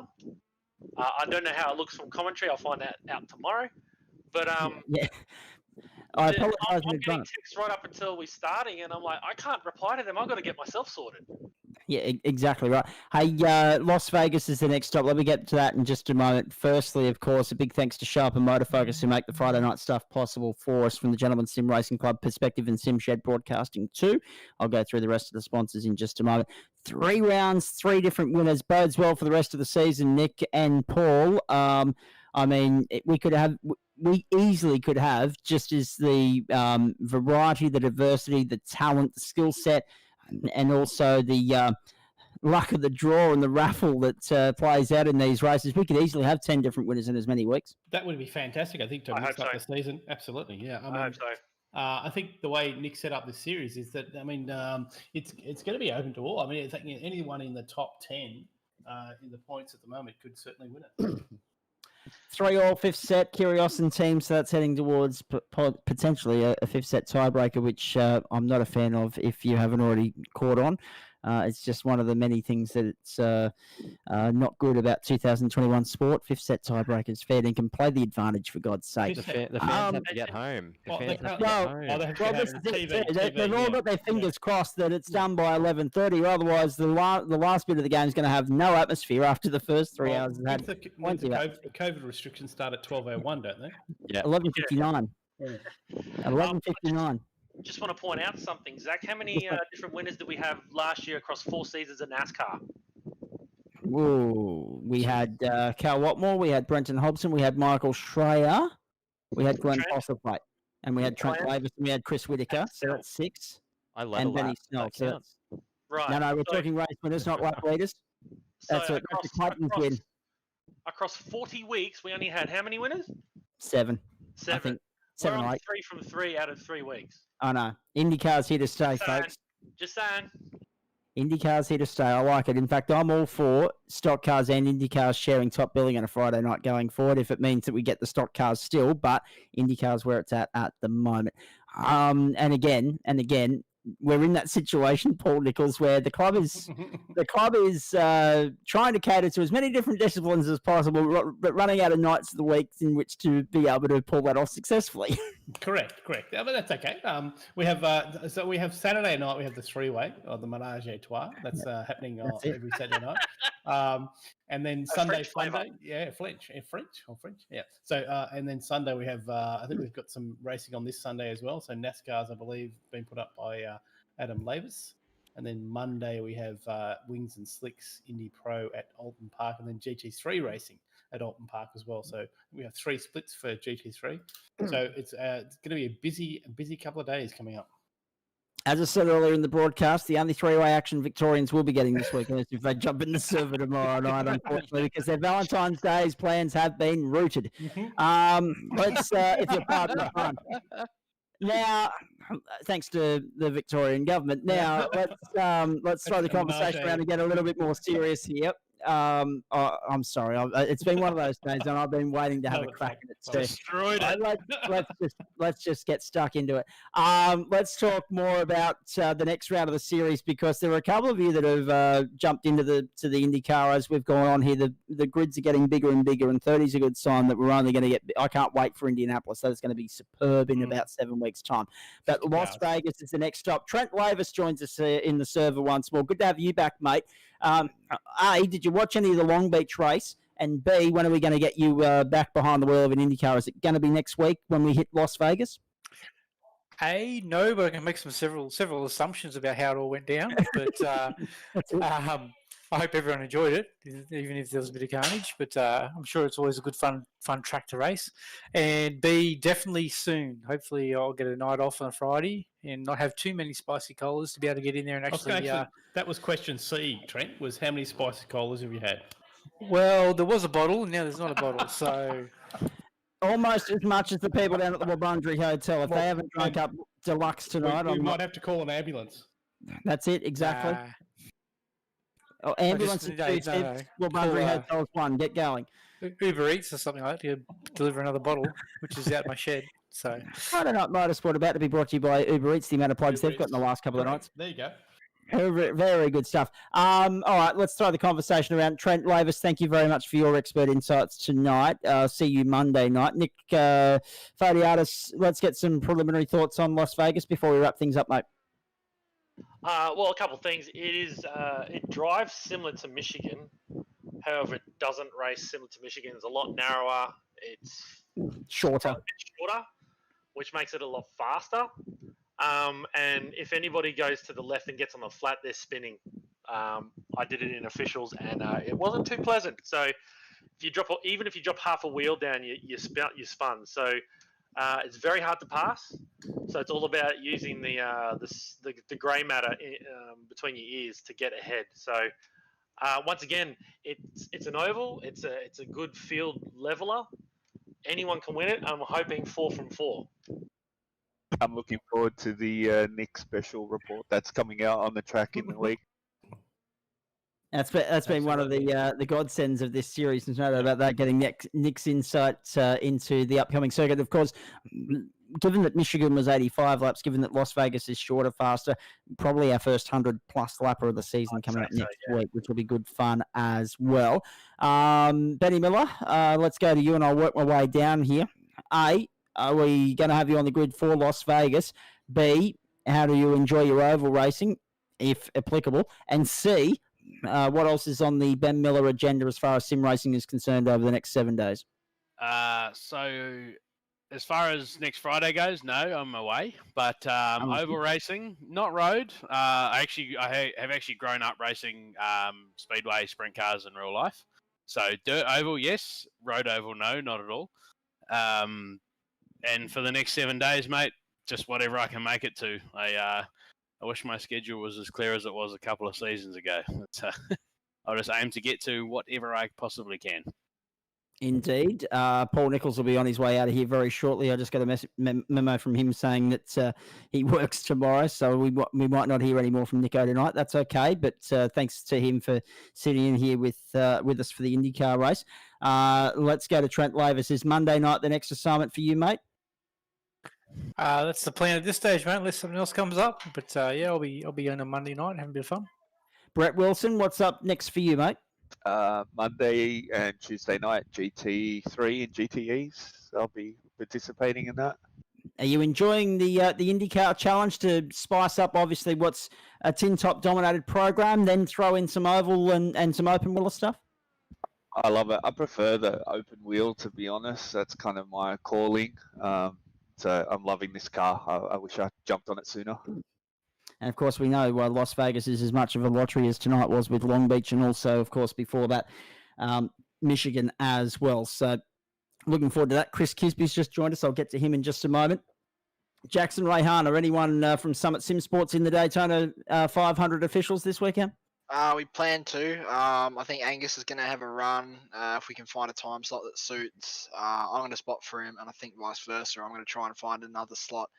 Hopefully have Gus spotting for me as well. So it's a good thing with having a team and so many time slots is one guy can do one Daytona 500 and then the other guy can do the other one. So yeah, it works out. Hopefully we'll get to do it. We've got cars painted up and everything for it. So yeah, we'll hook in and have a go. In that situation, obviously you have just as much fun spotting as driving, but I could imagine that for 7 hours, they're 3.5 hours apiece.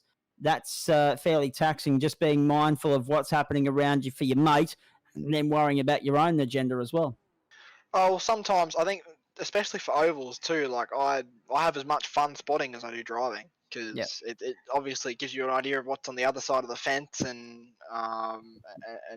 just as you said, looking out for your mate, just making sure they're not bashing into people's doors and avoiding other people's accidents. So it's good fun. But yeah, no, ovals aren't really my thing. It's more Gus's thing. So I expect him to do pretty well. you'll find, Zach, with officials, the yellow flags get triggered way too easy. So Yeah. especially big races like that, one car spins as a yellow flag, so you'll spend the first half of a race under yellow flag. And once that sorts itself out, hence why I've taken the approach with IndyCars, that's kind of sorts itself out by about halfway. Everybody kind of pulls their socks up and gets on with it, and then that's when the race really begins. So it'll probably be, no offense to Jax or anybody partaking, it'll be boring for the first bit. You just got to be in it to win it. Just keep pitting and sit at the back. Then after about halfway through, by lap 100, that's when the action starts to get good because there'll be less yellow flags. Yes, less of the guys mucking around, and there'll be more drafting and strategizing from there. Exactly, and there's the championship points as far as IndyCar is concerned. The sharp road to Indy with Motor Focus, of course. Nick's on top of the championship, albeit by 1 point from Adam Lavis. Jackson Ray Hunter's only 6 points back, so 3 within 6 points. That's exciting going forward. 57 for Julian Mookie, 56 for Chris Stark, and 44 for Angus Cook. Gary Cousins and Rick Vincent, Josh Thomas round out the top 9 with Matt O'Grady there in 10th. Thank you to JP for that. Tell you what, Gus is one to watch because he's only done 2 rounds, and he's got 44 points already. Where a lot of us in the top 10 have done 3 rounds. So, yeah, another thing too with Gus is he's doing well. He's consistent. Another P in the pot, obviously, with drop rounds becoming a factor from about round 7. I think we'll see those calculations pop up on the points table. So that's exciting too.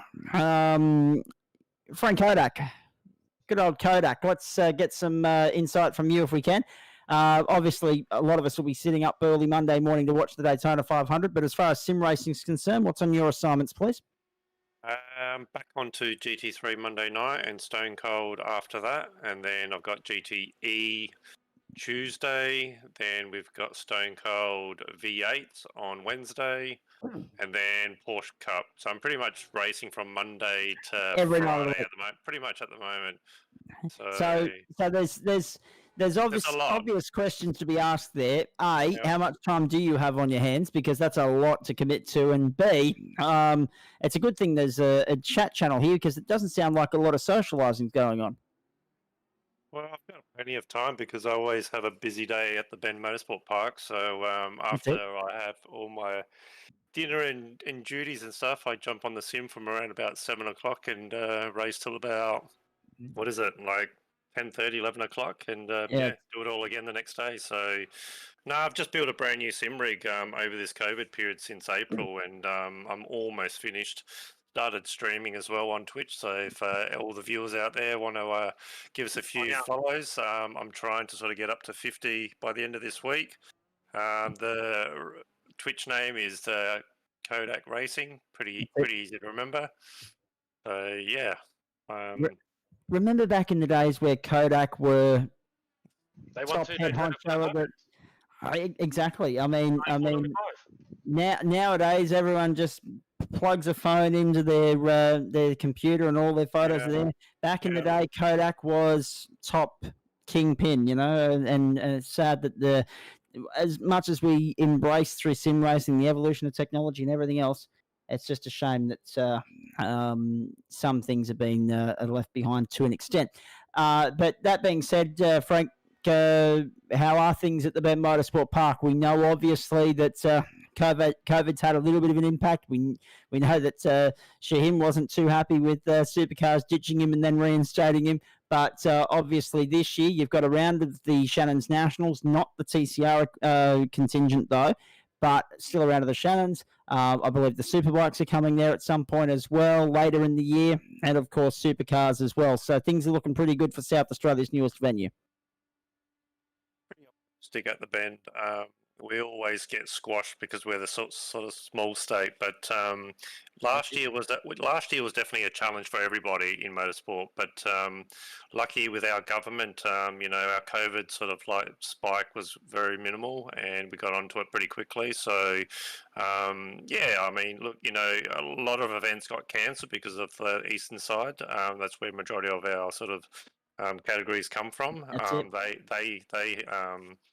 They had it quite hard, and look, when our enduro race sort of disappeared and Supercars had to sort of reconfigure their schedule, we had that 1% chance that we might get a sprint back and a double header, and that 1% came true. And we had 3 weeks, which normally would take like 4 or 5 months to prepare for a supercars event. The team pretty much just grabbed it and went with it, and yeah, we pulled it off to remarkable weeks of motorsport racing. Which we changed the track up. We had we had the West Circuit for the first round with the Repco Supercars event, and then for the OTR Super Sprint, we went back to the international circuit. So this year we're still looking promising. We might get the test. We're still unsure what's happening in Victoria at the moment with their lockdown, but we'll be monitoring that pretty closely. So For sure. yeah, I mean, this weekend, anyone in South Australia, if you want to come out and look around about 200 British vehicles, we've got them pretty much on display on Sunday for Valentine's Day. So if you need to take your missus out there and, show some beautiful machines, it will be definitely a good event. They're going to be on track and they're going to be car displays. So, yeah. Yeah, that's pretty much with the event at the moment. We're just getting ready. We're just getting ready for some of our big events, which is coming up soon. So, our first major event is the Supercars in May. So that's May 7th and 9th. Too many if buts and maybes about motorsport in general at the moment, but obviously preparation's still there so that they can hit the go button when applicable. Let's hope that's sooner rather than later. And of course, I hope in a couple of years when the Formula V National Challenge heads back to South Australia that I'll be able to get down and check out the Ben Motorsport Park, because as much as they love Malala, the old Formula Vs, I reckon there'll be a lot of Zach, if you ever head to the bend, hit me up, mate, and I'll give you a grand tour of the place. So I even get you onto the track and stuff. So more than happy to give you the royalty sort of like show of race control and everything. You'll just be amazed how some of the little hidden secrets we've got of this place. So it's the Sheehans have done really, really well, and I'm pretty proud to be part of the business. So. Cannot wait. As soon as I'm heading in that direction, I'll let you know. It's been 9 years or so since, maybe even 10 since I've been to South Australia, but definitely looking forward to getting back there at some point in the future, and preferably in summertime, because at least then, from Queensland's perspective, I can wind the clock forward and be a bit more progressive and civilised, unlike up here. But the fact of the matter is that it's starting to get to the point, Nick, where we're going to have to just do a lap of Australia, us members of the Gentleman Sim Racing Club, because we've got to go to the Bend, we've got to go to the Wulbundry Hotel. There's a few venues racking up a bit of interest and attention at the moment, which is good to see. I don't see any negatives. No, neither do I. We might just have to have a season where the rigs are on a truck and being transported, so we're plugging in from wherever. Yeah, who knows? Who haven't I gone to yet? Chris Kisby, thank you very much. Nice work from you in race control tonight. Nick, at this point in time, I'll ask you two gentlemen for nominations for Driver of the Night. I've got a feeling where it's going with IndyCar, but let's start with the first race. Who won the first race? Stratford. Stratty. Well, you can't really beat that. No. He got ousted in the pit lane, but as much as Gary was trying, Stratty just had the speed on him, and the racecraft got back around him, so I have to give it to him. What about you, Chris? Didn't see the first race, so I can't tell you. Fair enough. What about the second race, boys? Second race? I think... Look, I'm just going to jump in here. A bit hard for me because I was actually in the race, but looking at the results, Bevan won by 22 seconds and had 0 incidents. Well, that's he kept out of trouble. He was at the front. He had you chasing him. We noticed that at the front, we were always asking whether you were going to catch him, and no, he just ran a clean race all the way through. So it'd have to go to Bevan for me. Very well done, boys. Nicely done. And on that note, Dominic Thiem has completed the ultimate comeback. Came from 2 sets to love down to beat Nick Kyrgios in 5. 4-6, 4-6, 6-3, 6-4, 6-4 match point just declared there at Melbourne Park. So the Kyrgios clan can get home before Chairman Dan wants them in bed and locked up in their homes. So that's not necessarily a bad thing. Hey, let's look ahead. Thank you, gentlemen, for another wonderful night of entertainment, and also for your insights here post-race. Very entertaining post-race show, as it usually is on a Friday night. We're all tired at the end of the week. I want to give a personal plug. Come and join us on West Bromwell Radio tomorrow morning, because we're talking all things sport between 10 and 1 Eastern Daylight Time. You can work out the maths from there. But, and another one of the pitfalls of living here is that I start my day an hour late and never catch up. But anyway, that's tomorrow morning, the return of the Sports Switch and the Sports Clubhouse and everything. Looking forward to that. As far as SimShed Broadcasting is concerned, we're back there Tuesday night with the NTS Supercar Series, of course, Barber Motorsports Park, the venue, 8:30 Eastern Daylight Time for that. As far as the Gentleman Sim Racing Club is concerned, massive week next week. Wings and Slicks from Alton Park. That kicks us off Monday night, 8 Eastern Daylight Time, straight into the GT3 race from the same venue. Looking forward to that immensely. Then, Wednesday night, Feb 17, Charlotte Speedway for the up-and-comers. I'll tell you what, that'll be a cracker in the IndyCar. That's going to be That's going to be a lot of fun, especially after what we had in Pocono, and especially that'll be a nice little teaser for Las Vegas on the Friday night in the Road to Indy Series as well. So that's first up, 7 Eastern Daylight Time, followed by the Supercars, Stone Cold Racing Supercar Series from Barber Motorsport Park. And then Thursday night, we turn our attention to Sonoma. So we're doing a lap of America there Wednesday, Thursday night. The East Coast, the Middle, the West Coast. It's going to be fantastic. Sonoma Raceway in California, 7:30 Eastern Daylight Time. First up, it'll be the Pilot Series GT4 TCR, and then, which has been top-notch racing this season so far, and then the Porsche GT3 Elite Cup, for Rockdale Volkswagen. Friday night, still TBC where we're going with Freaky Friday. Voting will close on that Thursday, 6 o'clock. We'll find out during the broadcast next Thursday night where we're going there. And then, of course, the IndyCars from Las Vegas, and looking forward to that immensely. Thursday, 7:30 Eastern Daylight Time. Friday, 7:40 Eastern Daylight Time. And, of course, Thursday night over on our other platforms with Adam Lavis on Twitch and also through the Gentleman Sim Racing Club Facebook broadcast page. And, of course, Friday night through SimShed Broadcasting. We're looking forward to that immensely. Before we go, massive thanks to the great people that make it happen for us. Without them, what we do Monday, Wednesday, Thursday, Friday just simply wouldn't be possible. Of course, Rockdale Volkswagen, Sharp Extensive IT, particularly with those guys on a Friday night. Flash Graphics, Stone Cold Racing, Adam St. John, and the great people at the Wabundri Hotel. And we hope you've got hammered tonight while you've enjoyed your sim racing. But, of course, get a designated driver on a plan B. Don't drive home after we've got you smashed.